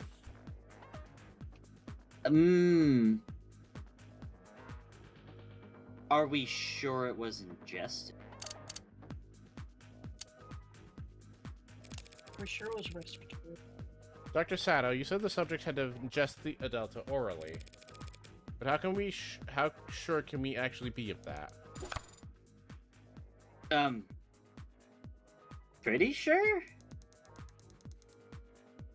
I mean, I can go into detail about all the cavities that I checked, but... I think I'm gonna stay on that one. I don't want to get any more cards. Okay.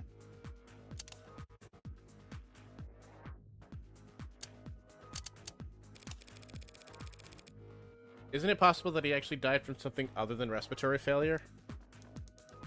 That busted me. No, not really.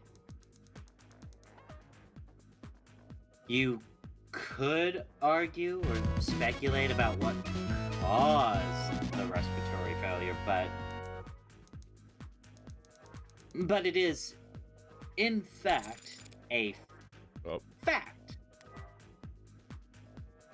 A fact that he died because his heart and lungs stopped working. There's no getting around that. Right. Thank you for that. Yeah. So So I am gonna have to press It- ingestion. yeah, yeah. But how can we be sure that the subject ingests the Delta knowingly? Well, we can't be sure of that. Certainly not just from an autopsy. You said it must have been a liquid, yes? Would it have been a large amount? Depends on the concentration of the delivery solution. Could have been just a drop. The kind of thing that could easily go unnoticed, yes?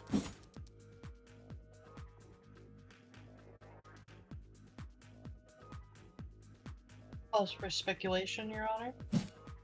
Withdrawn. Aw, man. I wanted to jump on her case. Seem like that's... blackjack. Blackjack.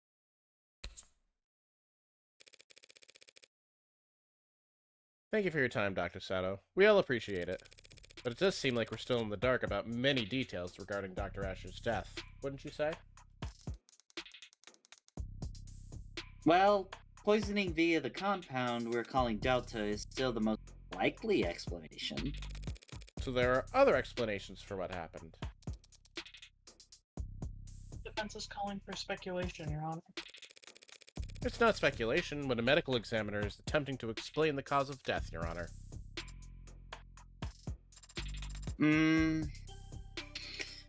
The witness will answer the question. Well, respiratory failure can be caused by illnesses. If he had, I don't know, say, undiagnosed pneumonia or some other disease, and his respiratory system was weakened.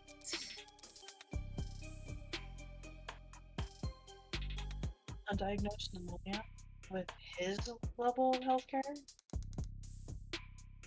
It is technically possible. I'll take it. I have no more questions for this witness. That felt weak, but I can't be picky when I'm stalling for time. Eating doubt wherever I can, however I can, is just about all I can manage. What was that face? Told you, she's girl failure. Just the. She's yawning. Yeah, no, she does not sleep. Like, She's her- sleep deprived. Yeah, no, when we first met her in, like, the episode 0, she was running on 40 hours without sleep. Oh, damn. All right. Detective Reyes, you were one of the leads in investigating this crime scene? Yes, ma'am. And did you interview the EMTs who arrived on the scene? I did. They responded to an emergency signal from the home security console, located in the kitchen. What did they find when they arrived in the scene? The victim was unconscious, on the floor of his parlor. He was receiving CPR from a witness, the individual who had called them. They were both airlifted to Gatesfield Memorial Hospital, and Dr. Asher was declared dead shortly thereafter. She's actually handling herself pretty well up there on the stand. I half expected her to roll her eyes during the swearing in. You mean her eye? No, eyes. Eyes. There's Oh. a mechanical eye under her eye patch. Oh, okay. Yep. I was just gonna let her find out. I'm sure that it's gonna be called on. When you take into consideration her love for boot heel authority, she might be right at home here in the courtroom, the very seat of the state's power over the people. The witness met with the deceased about half an hour before he fell ill, from 7:30 to 8 p.m. The two of them talked for some time and shared a drink. Shortly after, Dr. Asher became distracted, lightheaded, and eventually non-responsive. And during that same time period, drinking the same liquor, this witness exhibited no symptoms themselves? None. Through a collaborative effort with Noble Electronics Security Division, we searched the entire building. But we found nothing unusual in any of the food or drink on the premises, including the bottle that the witness and the deceased drank from. So what was your ultimate conclusion after investigating the scene? The whiskey bottle was clean, the witness's drink was clean. Only person who got sick was Dr. Asher, drinking from a cup that he had prepared. So it was our determination that Dr. David Asher committed suicide by poisoning himself. Pretty tight-lipped up there, but I think she slipped up at least once. The police want to claim that they've eliminated every other possibility and covered every angle. But I know there are a number of blind spots that they're not willing to admit to. Okay. Last night, by 8 o'clock, he was dead.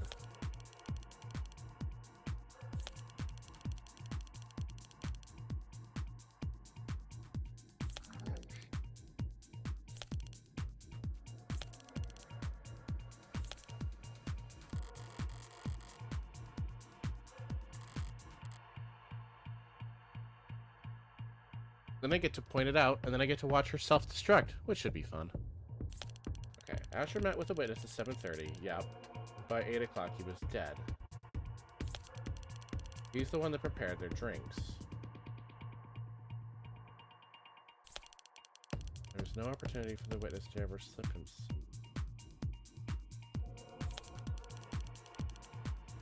Drank from a cup that he himself poisoned.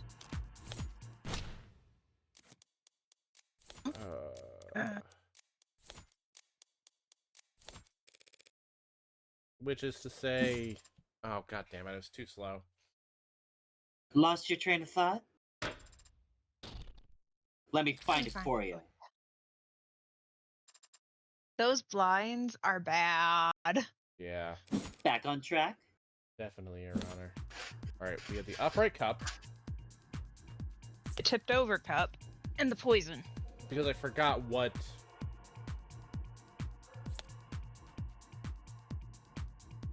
I forgot what the cards were. Upright cup, tipped over cup, poison.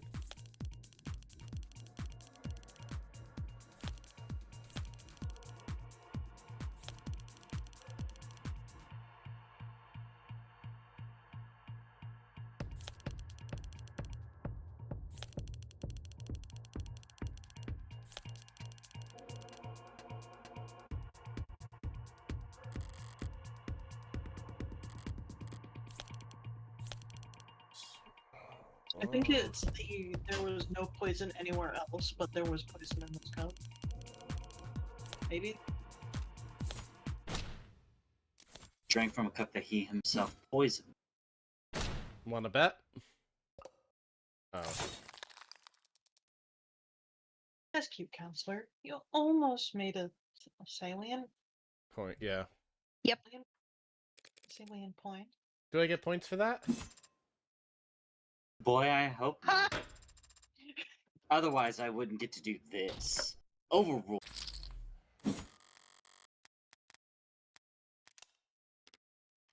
Alright, we're saving. I didn't do a safety save, and this is what I get for it. Alright, so it's not...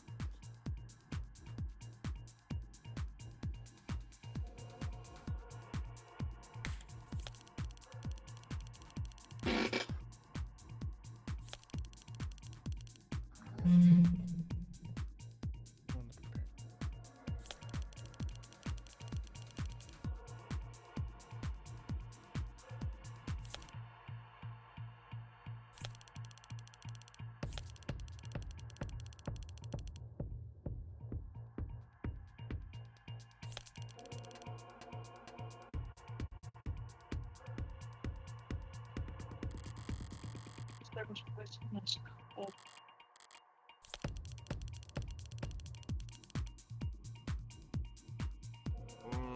brain. But Okay. without, can you put your mouse over the call button real quick? The what button? The call button, like, don't click it, but like, can you Yeah, there's terms that are highlighted, Well, but it's just simply focusing on what part of the sentence you'll be addressing. which is honestly kind of helpful, at least a little bit. Upright cup, which wasn't poisoned. David's cup was poisoned. Poison question mark.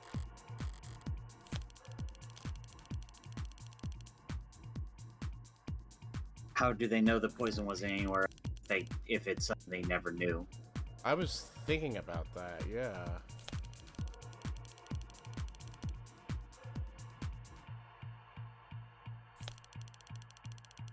Yeah, it has to be the poison itself. Or did you already do that one? Yep. You already did that. But didn't you also run out of time to give a response? I did go back to it. Oh, okay. I have I safety saved, so. Nope, okay.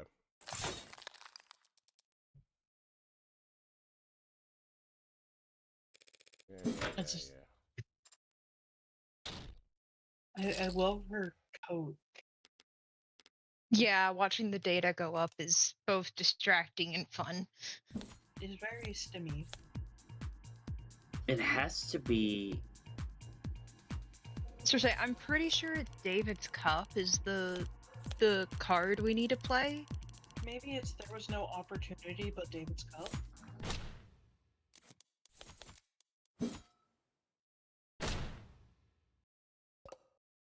No. And this is why we're not high rolling.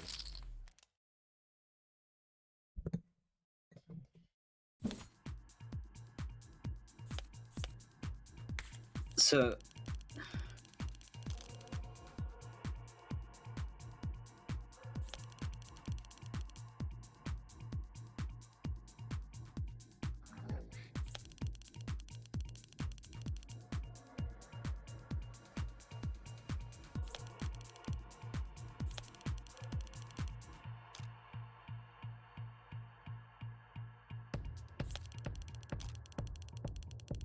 You scanned the kitchen, the lab, and the basement. The upright cup, maybe.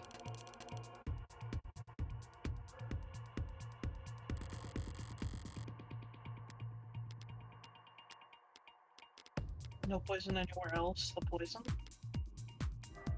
Poison, the poison for Cusco. Cusco's poison. Mm-hmm. Toxicology tests have proven inconclusive. That has to be it. Oh, that has to be it. So, when they say that it was in the poison was in the drink, no one really knows it was in there.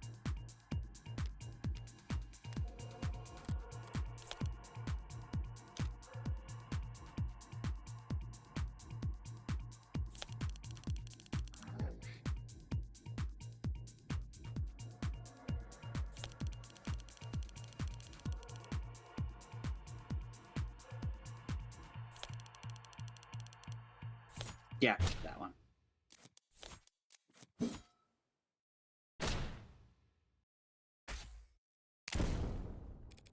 You can't There make we- that claim. I super appreciate you, Saria. Thank you for that. You can't make that claim. Not when the evidence record clearly shows the test of Dr. Asher's cups were inconclusive. The police can't claim he drank from a poisoned cup without first proving that his cup was, in fact, poisoned. You're talking a lot of sense, lady. Does it resolve?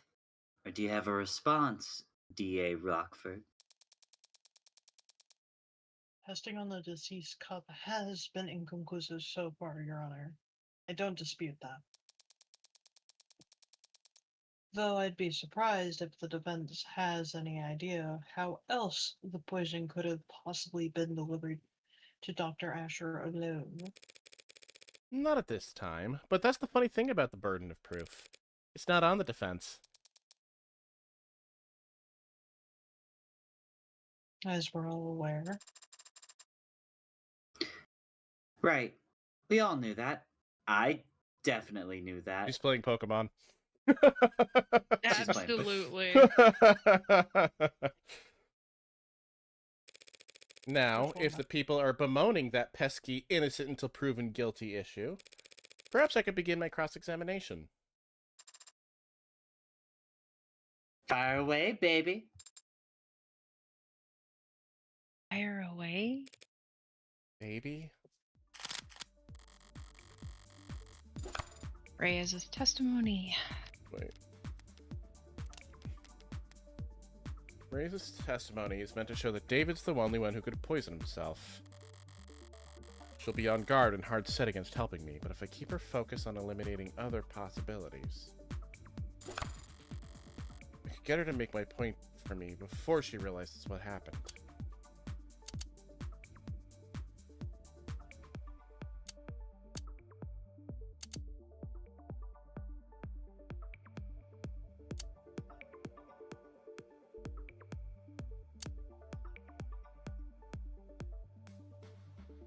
Could he have been? So I'm leaning more towards the ever seen poisoning himself. Yeah, I'm also leaning on that one. The first one doesn't seem important. As viable. Yeah. Detective, isn't it possible that Dr. Ashford was poisoned off camera? Possible. I don't know how else it would have been done. But that just goes to show if it had to have been suicide. The only time he was off camera, he was all by himself. That was an immediate bust. Shit, that's not where I wanted to leave the conversation.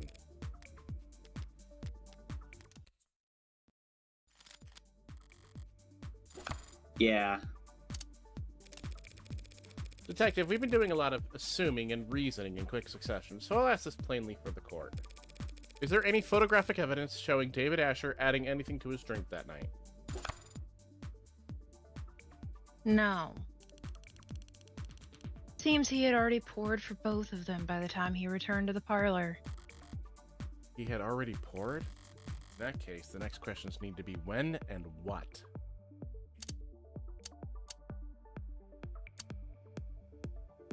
There's a plus. Detective Phrase, during the course of your investigation, did you find any samples of Delta in the kitchen or parlor? No. That was a fast answer. Well, it was a pretty easy question. If we had found poison at the scene of the crime, that'd be pretty important, don't you think? What about in his lab? His bedroom? His basement? No, and no. We didn't find Delta or any other unusual substances in any part of his penthouse. But here's the problem. We're not looking for any poison. Right. We're looking for medication. They never found any poison. No poison at all?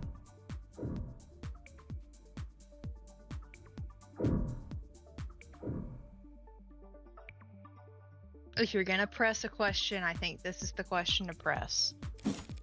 At any point in the investigation, was poison found on the body... At any point in the investigation, was poison found on the body of the deceased? No. He must have been searched. Did he have any capsules or vials? Eyedroppers? Didn't even have his wallet on him. Why?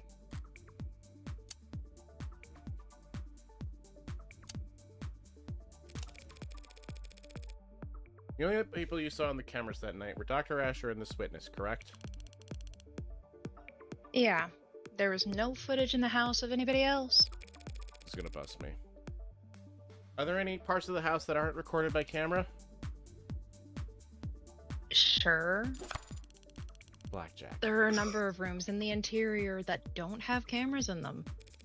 So it's possible that there were other people there that night because cameras weren't watching every room. No, that's not possible. The only way up to the penthouse is through the building's elevator or the fire escape stairs, both of which are on camera. And that still wouldn't get you past his front door, which is also on camera. No one besides the two of them were there that day.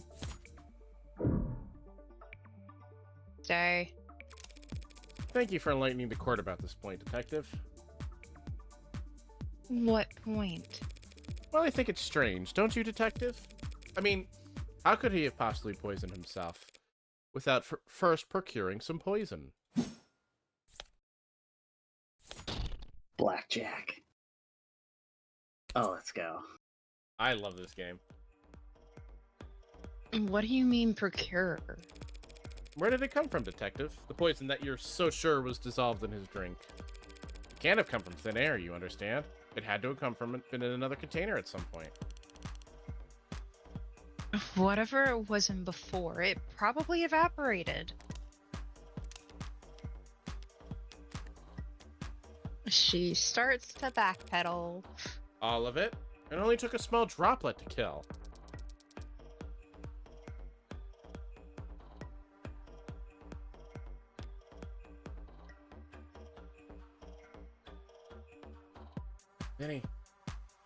Benny. Nothing to say, Emma? Are you going to ask them to keep it civil? In a minute, sure. She's shiny hunting.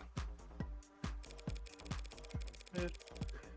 There wasn't any pill bottle in the bathroom or syringe in his pocket containing this apparently deadly substance. So how did he get it? What did he keep it in?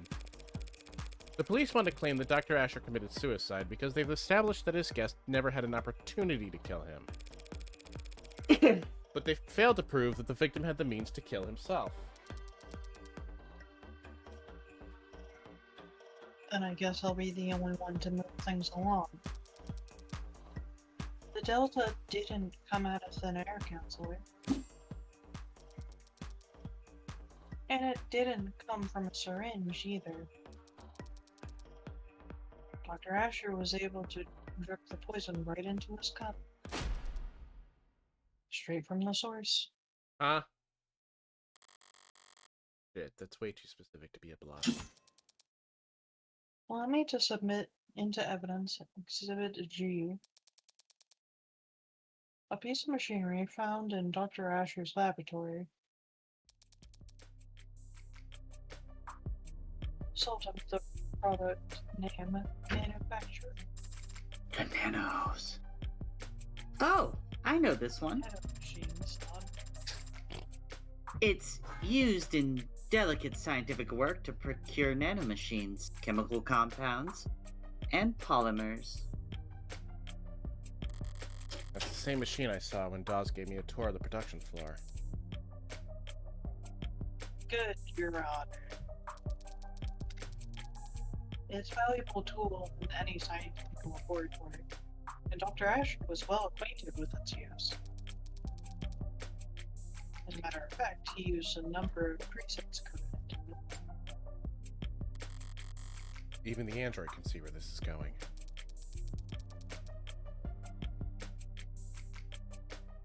With just a few taps, he could produce any number of specific substances for his research. Any other chemical his heart desired, really. You think Randolph Mechanics would allow their product to be used to produce illicit chemicals? Using the manufacturer to make unsolicited drugs does go against their terms and conditions. So Dr. Asher's warranty is certainly null and void. I'm pretty sure there's more things than just his warranty that are null and void there, Emma.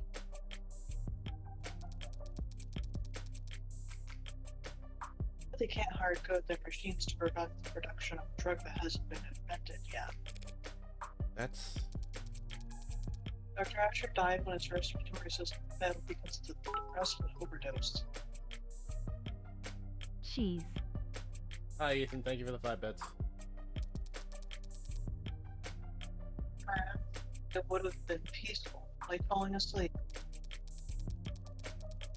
You see, you didn't need to commission a synthetic drug from some street vendor, or order an exotic poison from overseas.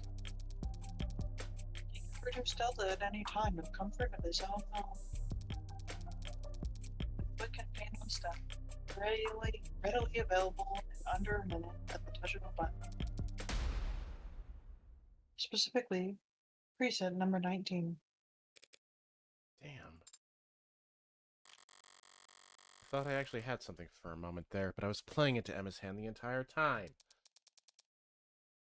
Seems like we're done with this witness, Your Honor. Yes, ma'am. But before we move on, perhaps we should take a moment to put together a timeline of events.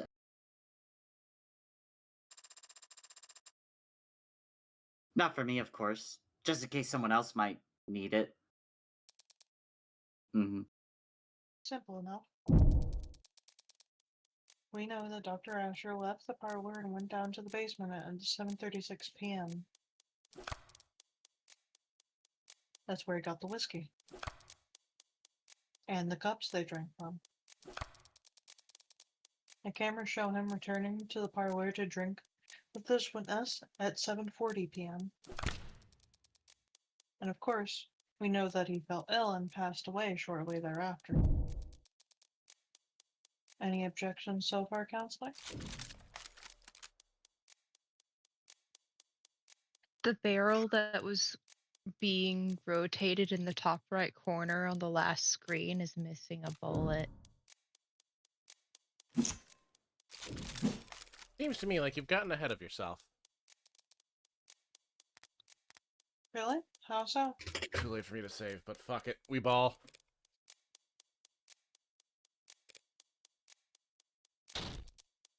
Yeah. Wait, as I was saying. With this latest piece of evidence, we know Sorry. We know that Asher could have easily dispensed the poison directly into his cup by placing it inside the manufacturer, activating the preset, and simply waiting 2 minutes. Easily accomplished during the 4 minutes he spent off camera from 7:36 to 7:40. I didn't recognize the word accomplished for a second. Wouldn't you say?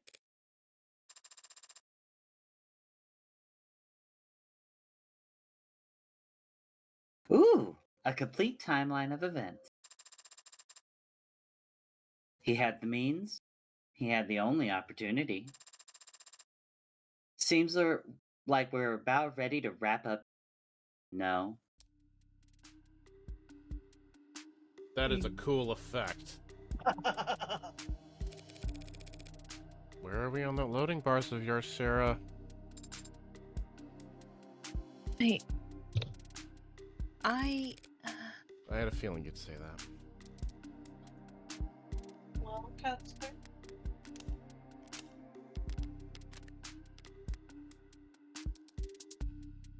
Are we done here?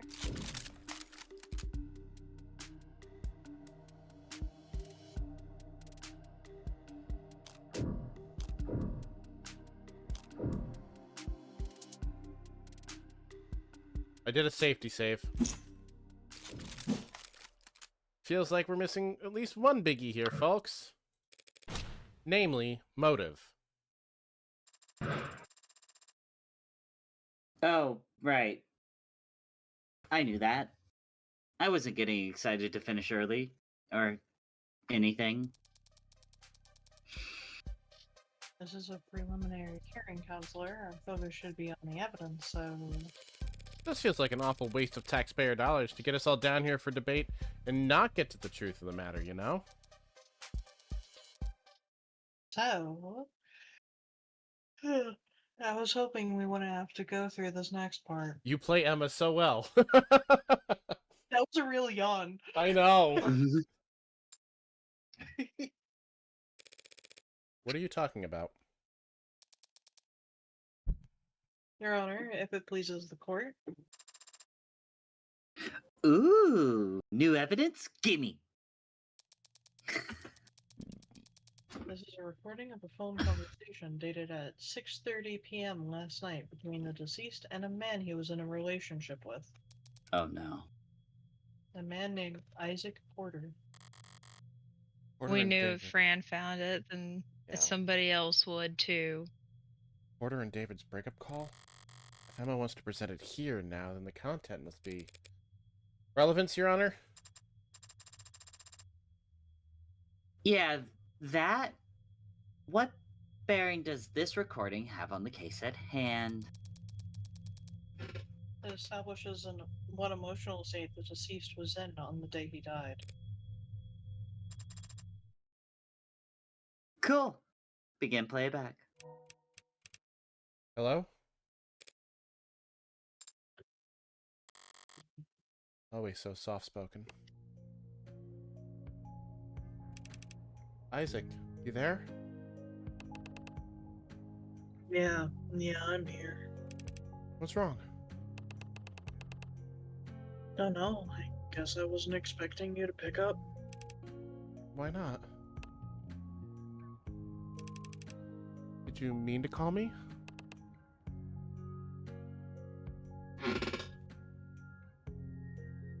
Yeah, I did. You gonna ask me how I've been? Yeah. How have you been? Christ, David. What's the matter?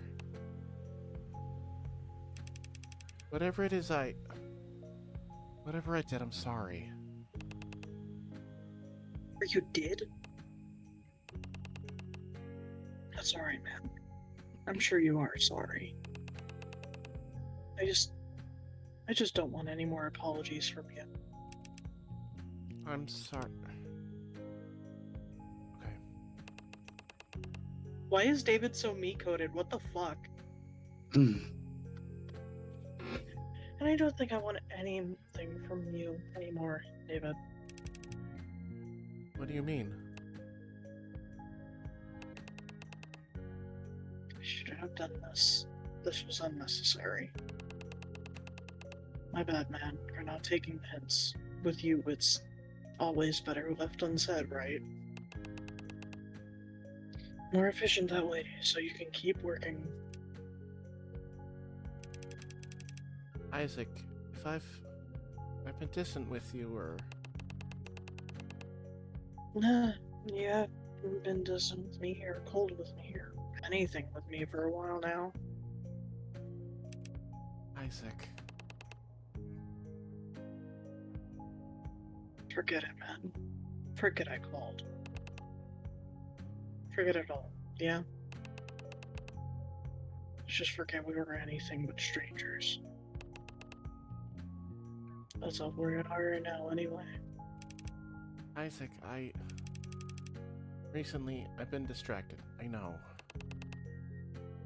Nah, don't worry about it. Really, we're good. Oh. Okay. So, do you need anything?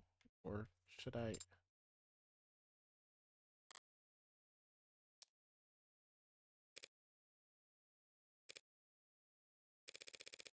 Where did you even get this? All of Dr. Asher's incoming and outgoing phone calls were recorded by the building's penumbra system. And the recording continued for several seconds after each call ended for quality assurance. Remind me to check the terms and conditions on my next phone bill. Shall we hear the rest? Gotta be the last time. Last time I let someone... Last time. Father. Might just be a call, but it makes for pretty damning evidence at this point in the discussion. Emma's got her means, opportunity, and motive all lined up. Why is she looking at me like that? That was depressing. Can we finish up without anything else that horrible? Emma's never been apologetic in victory. So does that mean this is just... pity? Less than 2 hours before Dr. Asher died, Isaac Porter ended the relationship over the phone. The court can make a reasonable assumption about what kind of mental state Dr. Asher was in last night. That was a bad move, Miss Rockford. Then, if the people have nothing further to add, I've been feeling off my game all day, caught between corporate inbreeders and ant brain protesters and... But pitying me? Here and now? That's all it takes to get my blood properly boiling. it's about time for... Me to call my first witness, no?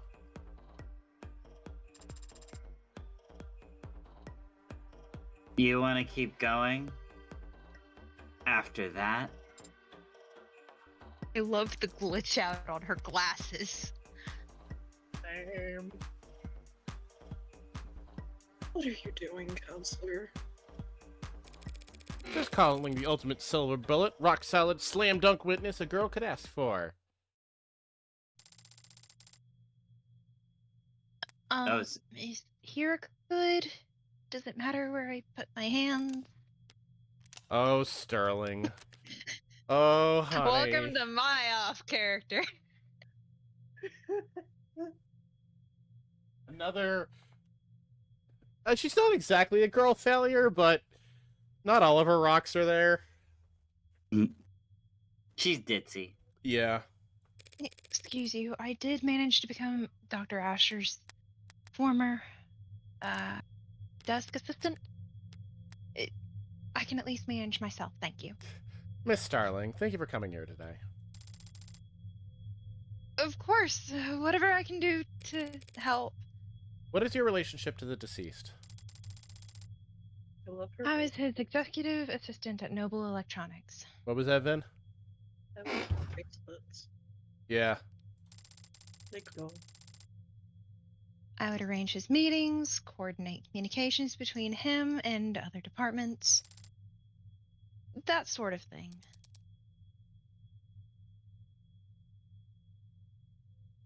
Ultimate silver bullet. Starling's the only play I have right now. The only stalling tool I have left. Now I should just focus on getting as much information from her as possible. Whether or not it's useful, it'll at least buy me some time. While Jess was being sworn in, Sarah mentioned that the hard drive's about 60% decrypted. Considering the rate Sarah's gone at so far, maybe another hour left. Might be able to stall that long. If I talk real slow. I'd like to ask you a few questions about Dr. Asher. Please answer them to the best of your ability. Right. Dr. Asher was a well-known public figure. Was he well regarded professionally? Of course. Dr. Asher's work set the bar for the entire automated dependent world. Stay focused, Spearmint. Right. You say coordinated in his communications. Were there ever threats? Did people ever express an intent to harm him? Objection calls for speculation. Intent? Because I'm tight. Sorry. Oh. This is just her. Sorry. Something must have gotten in my system. You don't. I'm... I'm feeling that's gonna be a... sustain. Did anyone ever threaten him? There were times when he was the focus of negative attention. How so? Dr. Asher was a favorite subject of many conspiracy theorists. And with all his contributions to the field, it was easy for them to make claims about his influence. They'd say that his work was plagiarized, or that he was hiding illegal subcommands in the technology he helped develop. And people would contact him about these conspiracy theories? Relevance. Whether or not people wanted to kill him. Well... Withdrawn. Miss Starling? People would attempt to contact him, yes. But their messages were always too vague for the police to take action on. They would say that he belonged in jail, or that he couldn't avoid the truth.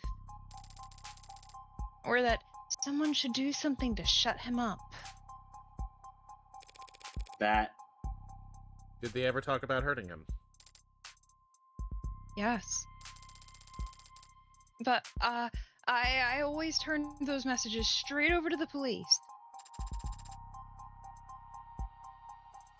Yeah, I'm seeing that on record.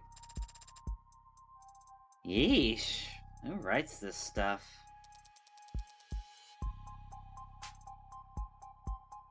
Well, those cases have long since been resolved, Your Honor. The one time I decide to have a snack, and then it's immediately video after. Hmm. And none of the parties involved have had contact with David Asher in years. The police take harassment very seriously. Police Rich does.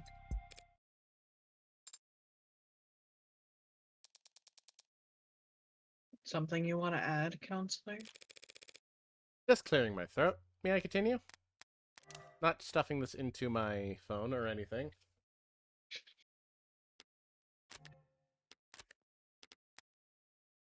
We had to pull so many teeth just to be able to get that. Okay. You worked with Dr. Asher for many years. Did you have a relationship outside of work? Did you ever talk about anything besides professional concerns? Sure, we've gone out to dinner or met on the weekends. I think he liked to pick my brain since he needed relationship advice a lot. Even if he didn't realize that that was what he was asking for. I'd like to think that he knew he could talk to me, but... Did he ever talk to you, or to your knowledge anyone else, about hurting himself? God, no, never. Do you know of any history he might have had with mental illness? Depression? Anxiety? No. So when you heard the people argue that Dr. Asher had done this to himself... I was shocked. I couldn't believe it. You're saying that you can't believe... Objection. On what grounds? Asked and answered, stalling, and also the people have documents that would be of interest to the court in this matter. Mmm. Ow. Oh, Are you okay? Are you good? this figure, I swear I need to put her on the shelf. Ow. Hit my knee, knocked over a figure. Somehow didn't break. Thankfully. Juicy. And what matter specifically are you...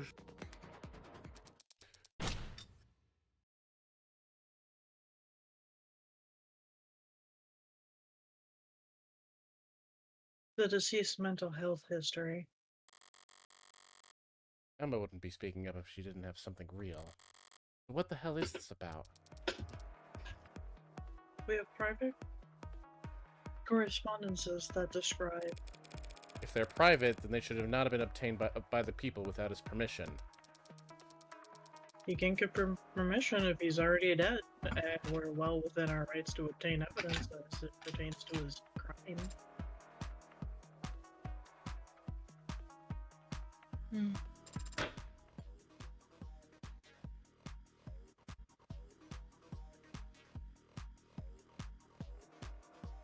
Sorry, I was looking for something. Convincing. Damn, I didn't honestly expect to stop her from admitting evidence into the record. But I was hoping to at least slow her. Where are you on that footage? 77%. Approximately. I need to buy whatever time I can, however I can. Even if that means running out the clock as a punching bag. I have here messages between Dr. Asher and a psychiatrist he was meeting with and speaking to for the past year, along with paperwork detailing how the statement was covered under his platinum plan. Platinum? I don't intend to air all of Dr. Asher's secret here in the court.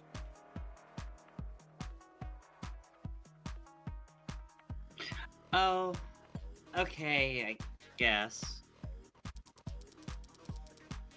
am prepared to read excerpts from messages and transcripts from phone calls, which, when put together, paint a clear picture of the kind of stress Dr. Asher was experiencing. No shit at that kind of job. And the dark thoughts he was struggling with. No shit at that kind of job. Transcripts of his phone calls. Also, are you okay? Are you okay? Who? You. You. You.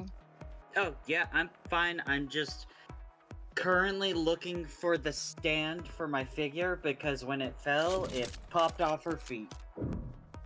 Mm. And it disappeared. I have no reason to object to this. Not yet. Not yet. But you Check. gotta stall somehow. Object? No, I don't. Except what she said. No, I do. Oh, God. 10? Reload. Mm-hmm. I guess less because of having something to object and more because of trying to buy time. I'll gladly object. On the grounds of foundation, where did you say you got this? It was retrieved from his digital records. There's no reason to doubt its authenticity. Blech. Even if I were to point out that David had an executive level 4 plan, not a platinum plan? What? Mm-hmm.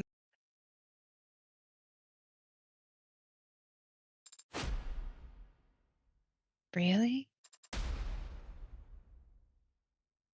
Really? Yes, really. It's all there in the record. This is easily explained. David had an executive plan that Noble managed for him. Panic saving. Mm-hmm. You do the same thing. Also see Not this close together. both in person and over the phone. Then again, you're at a -10 on your, Yeah, blind is 10. If it was like a 2, I wouldn't care. Ground witness has attested that he dealt with stalkers and was worried for his privacy. So it's easy enough to reason that he had to separate insurance policy he paid for on his own. Even only if to keep one thing out of Noble's grasp. Sure, easy enough to make that assumption. But that doesn't make it correct. David used a separate insurance to hide the psychiatrist from Noble's spying? No, he was smarter than that.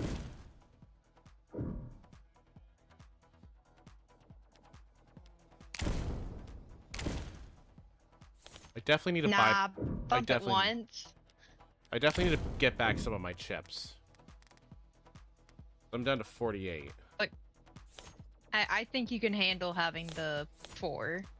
Mm-hmm. Yeah. Let's see here. We got junk.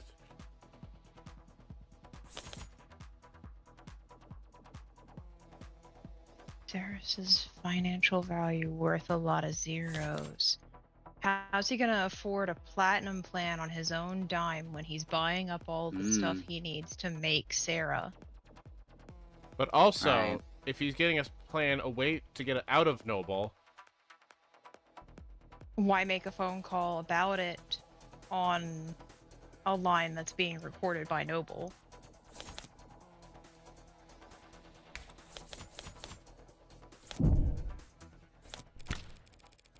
David very well may have wanted a private psychiatrist, someone who didn't work for Noble, who'd have his best interests at heart. But if so, he wouldn't have contacted them over the phone. Not when he knew all of his phone calls were being recorded. That's David Asher was well versed in having every aspect of his life overanalyzed by the data-hungry parasites. Do you really think that he would try and hide mental health problems from them with a second insurance policy? Apparently, yes. Since I'm standing here with evidence that shows exactly that. Does No, stuff. you're standing here with transcripts, not the audio.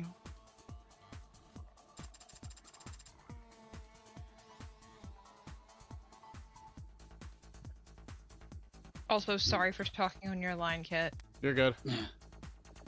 Yeah, like, what exactly are you suggesting, Counsel?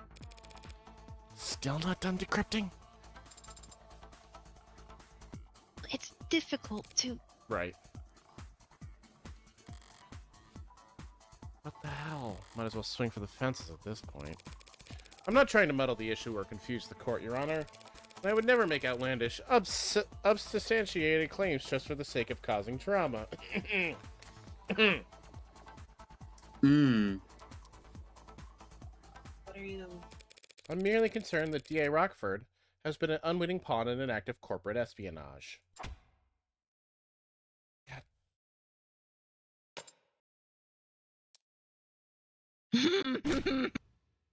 What? If the markets were open Monday with people believing that Dr. Asher, the man who programmed the brain of every noble android, was battling mental health issues for the last several months, Jen? Mischaracterization? Foundation? All the rest?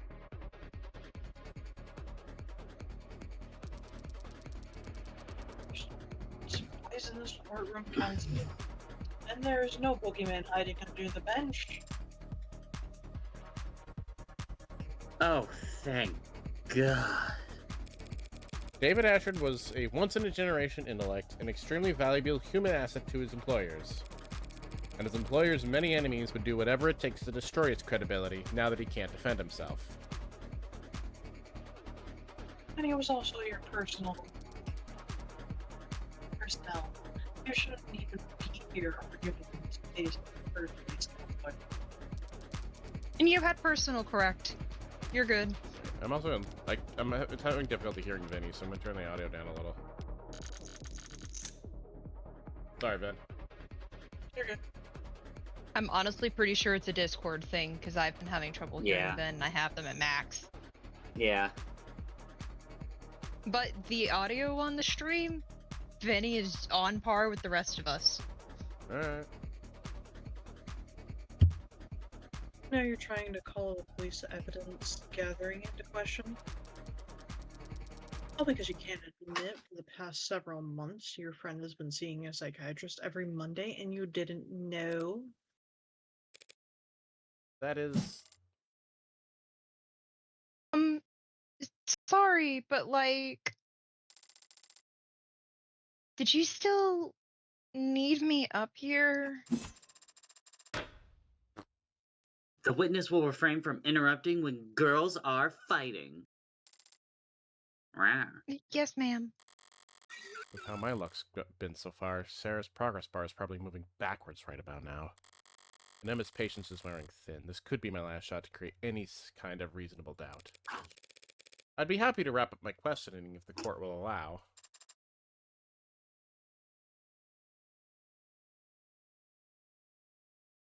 That seems cool with me. And my evidence, Your Honor, will be entered into the record. I'd like to hear a bit more testimony. Exciting. That's fine, Your Honor. As you were, Counselor. At this stage of the game, with the score where it's at, I probably only ask one more question. Don't give me the ticking time bomb. Better make it count. What can Starling tell us that no one else could? If she hadn't called me this morning, I wouldn't be standing here.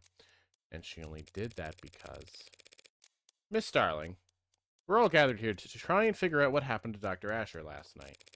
So please tell us, when exactly did he last...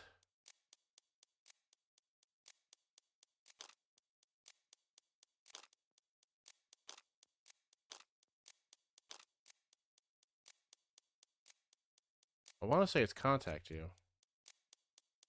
Probably. So we try it. You did a safety save, so. When was the last time you had contact with Dr. Asher, Miss Starling? Well, that's pretty easy to figure out. Let me just. Yeah, it was last night at 6:57 p.m. We texted back and forth. There are records of some texts, but they're flagged as work related. Does the court really think they're relevant, Your Honor? Relevant. Relevant? So we're trying to say that our own stuff is relevant. So we want to say that yes, my line of questioning is important. It could be very well the single most important piece of evidence in this whole trial. What?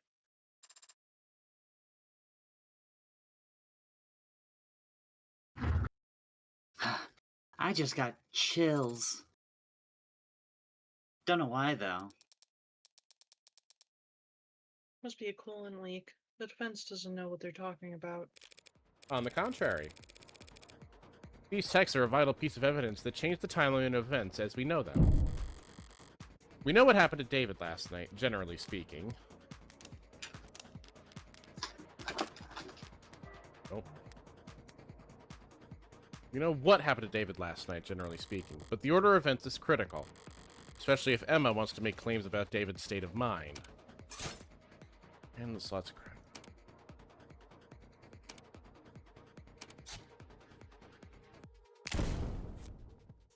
Okay, so double checking the cards, but Isaac's call should probably be first. 6:30. David passes out. Last. Last.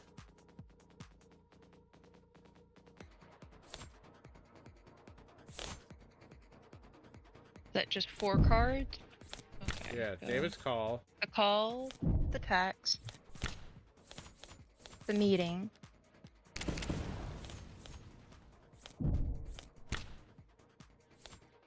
And then the faint. Yes, that's it. Because, yeah, Asher would have told Sterling. Because he seeks relationship advice. Thanks to Miss Starling. Even if he doesn't realize it. Thanks to Miss Starling, we now have a much clearer picture of the night's events. We know that Isaac Porter and David Asher broke up at 6:30 p.m.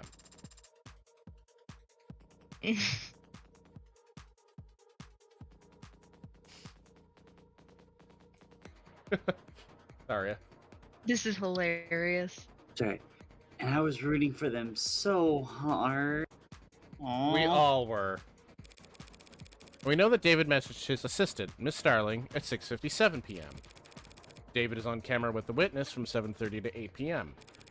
And he was declared dead not long after. People don't object to that timeline of events. But we do question Counselor Morgan's reason for wavering it. One last question, Miss Starling.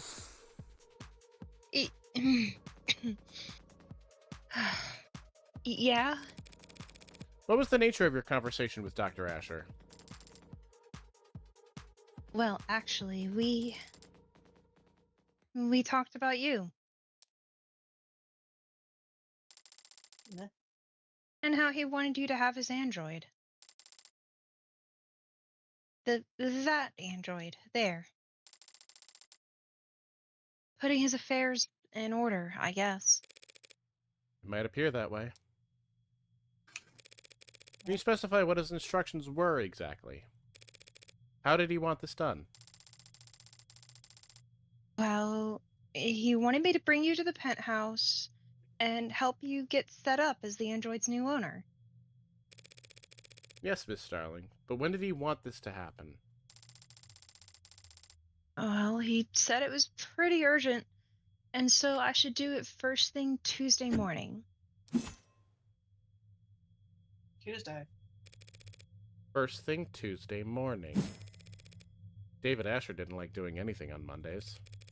Was he going to be in attendance? Well, actually, yes. He said he would work from home to help us. No way he intended for us to have that much trouble getting to Oh. Oh. To summarize, then, half an hour after he had already had his breakup, and half hour after he had already had his breakup, and a half hour before his guest had arrived, he was planning an appointment that would require his presence with you for next Tuesday. That's right. He was. Mm-hmm. Not something you would think to do. Absolutely nothing else. Not something you would think to do if you were planning on dying that very night. Yeah, you're right. That's Your Honor, if David Ashford was preparing for the week ahead a mere hour before he passed away, don't you think the people's assumptions about his mental state ought to be re-examined? that's Your logic is sound. Do the people have a rebuttal? if the court will just allow a moment. Sounds like an opening to me. If we assume that Dr. Asher was not suicidal and therefore did not kill himself, we must then ask ourselves who else had the means, motive, and opportunity to take his life. Until now, we've taken for granted this idea that the Delta must have come from his manufacturer, from inside the house. Oh, no. Not right now. But even if that's true, which it may not be, it doesn't mean Oh, that no. he was the one that used the manufacturer. Oh no. I don't know. Would you allow me one moment to confer, Your Honor? Sure. Why not throw away your momentum? I'm in the middle of something, Sarah. I can't afford to let Rockford... I've gained access to the hard drive's files. What? Seriously? As I said, progress with this type of encryption is exponential. It can be difficult to estimate. Right, okay. Do you have the footage from last night? I have the file. Have you watched it? I thought you'd want to know right away. Suppose it doesn't matter.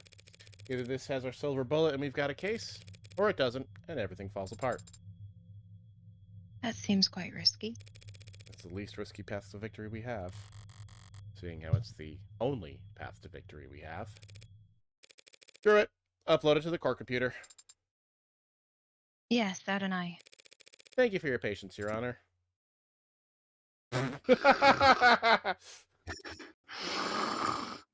It's so Hmm. perfect that it looks like a sleeping mask instead of a pair of sunglasses, anyways. Hmm. Your Honor. Objection. Yeah, I'm awake. I'm awake. And I'm getting a pretty hefty chunk of video data for breakfast. Ooh, what's this? Ooh, spicy. Yeah. You're submitting security footage into evidence. New security footage? The police corroborated with the witness's testimony using the house's cameras. Security cameras installed by Noble as part of the penumbra system that showed the parlor, the kitchen, but not the basement. During the course of my investigation, I uncovered a hidden security circuit buried in the deceased's own home system. You what? The people say that the Delta must have been in Dr. Asher's cup because there's no other way for him to have ingested it. We never saw him or anyone else put anything in his cup on camera. But he must have poisoned on his own drink on camera. Exactly. What? That's the only possible explanation, that he added the Delta to his drink off camera. He placed his cup inside the manufacturer, activated it, waited 2 minutes, and then walked upstairs to his death. But I'm about to present to the court footage retrieved from his basement. Footage that will show that by the time he retrieved the cups in this basement, it was already past 7:38. Meaning he didn't have the opportunity to poison himself. One clip of footage will prove all that? If it doesn't, I'm completely screwed. But it's not like I can lose a preliminary hearing extra hard. Anything other than a royal flush here means I'm bust. It better be the Joker who dances.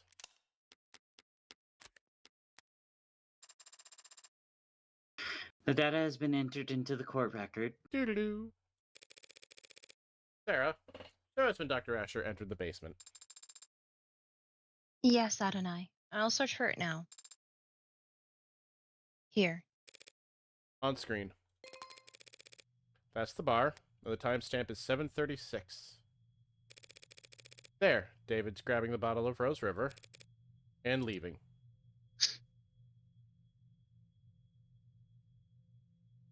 At 7:37. Sorry, for some reason I was just like, oh yeah, that's still not me. Just under the wire. That it then? I came this far just to... Wait. Did he have the cups with him?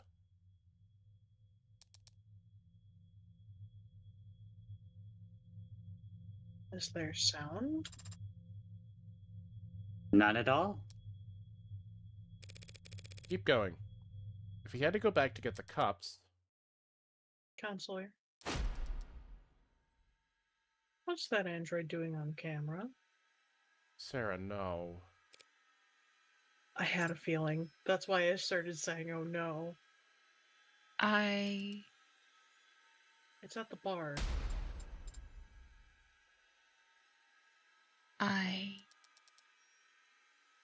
The android gave him the cups. Shit. Shit. That machine never stepped on camera upstairs. Not once. We don't know its whereabouts the day of his death. It could have poisoned the cup whenever it wanted. You really are just Maya Fey. Shit. Shit! What is this? I don't understand. Oh my god. Okay. I have a feeling that, do you remember the story that she told about the, like, bank robbery thing? Yeah? Yeah. That's setting it up, yeah. Yeah. Foreshadow. We have the courtroom cleared. Understood. Please. Someone. I don't know what's going on. Sarah, you need to shut down. Please tell me what I'm looking at. I don't remember any of that. Do we have callers available? Sarah, shut down now. Nanai, please. Please tell me what I... That's an order.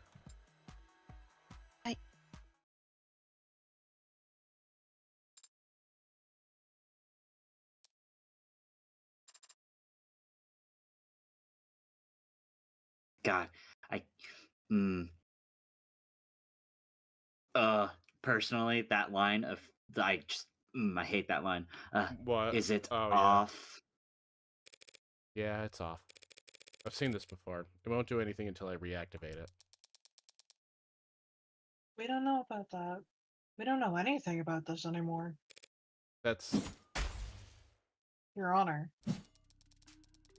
In light of the most recent evidence, the people would like to withdraw their charges against Dr. Asher and end this preliminary hearing. It has been made abundantly clear that David Asher did not commit suicide. Very well. The charges are withdrawn and the defendant is free to go. Well, as free as he can be in the afterlife. This case is dismissed. Congratulations, Counselor Morgan. Yay. Chalk it up another victory from Morgan Esquire. Now all I have to do is deal with the shitstorm of the decade. That's gonna be a stopping point. That's a cliffhanger. Yep. That's a cliffhanger. That. Oh. Oh no. The person who designed so many Turing tests killed by his own prototype? Yep. Jeez.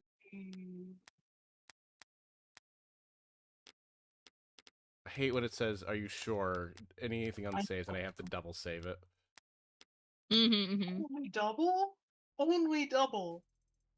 I quadruple save. Oh, I do. I do too. But no, I wish I could block this ad break, but I've only got like 2 minutes left.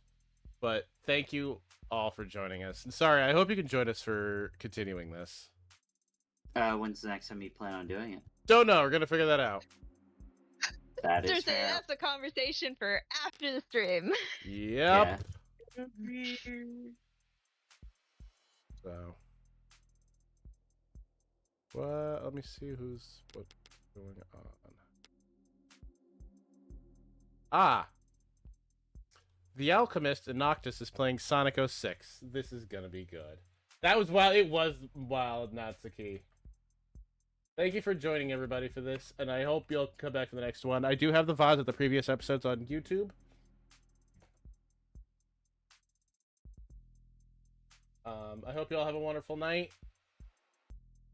Do you guys have anything else you want to say? Like the next minute? Have fun. Don't Have fun. commit murder. Don't get caught if you did. One time when he said,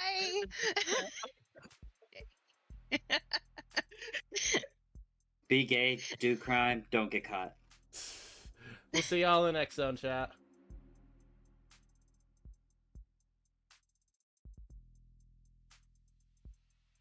Ugh.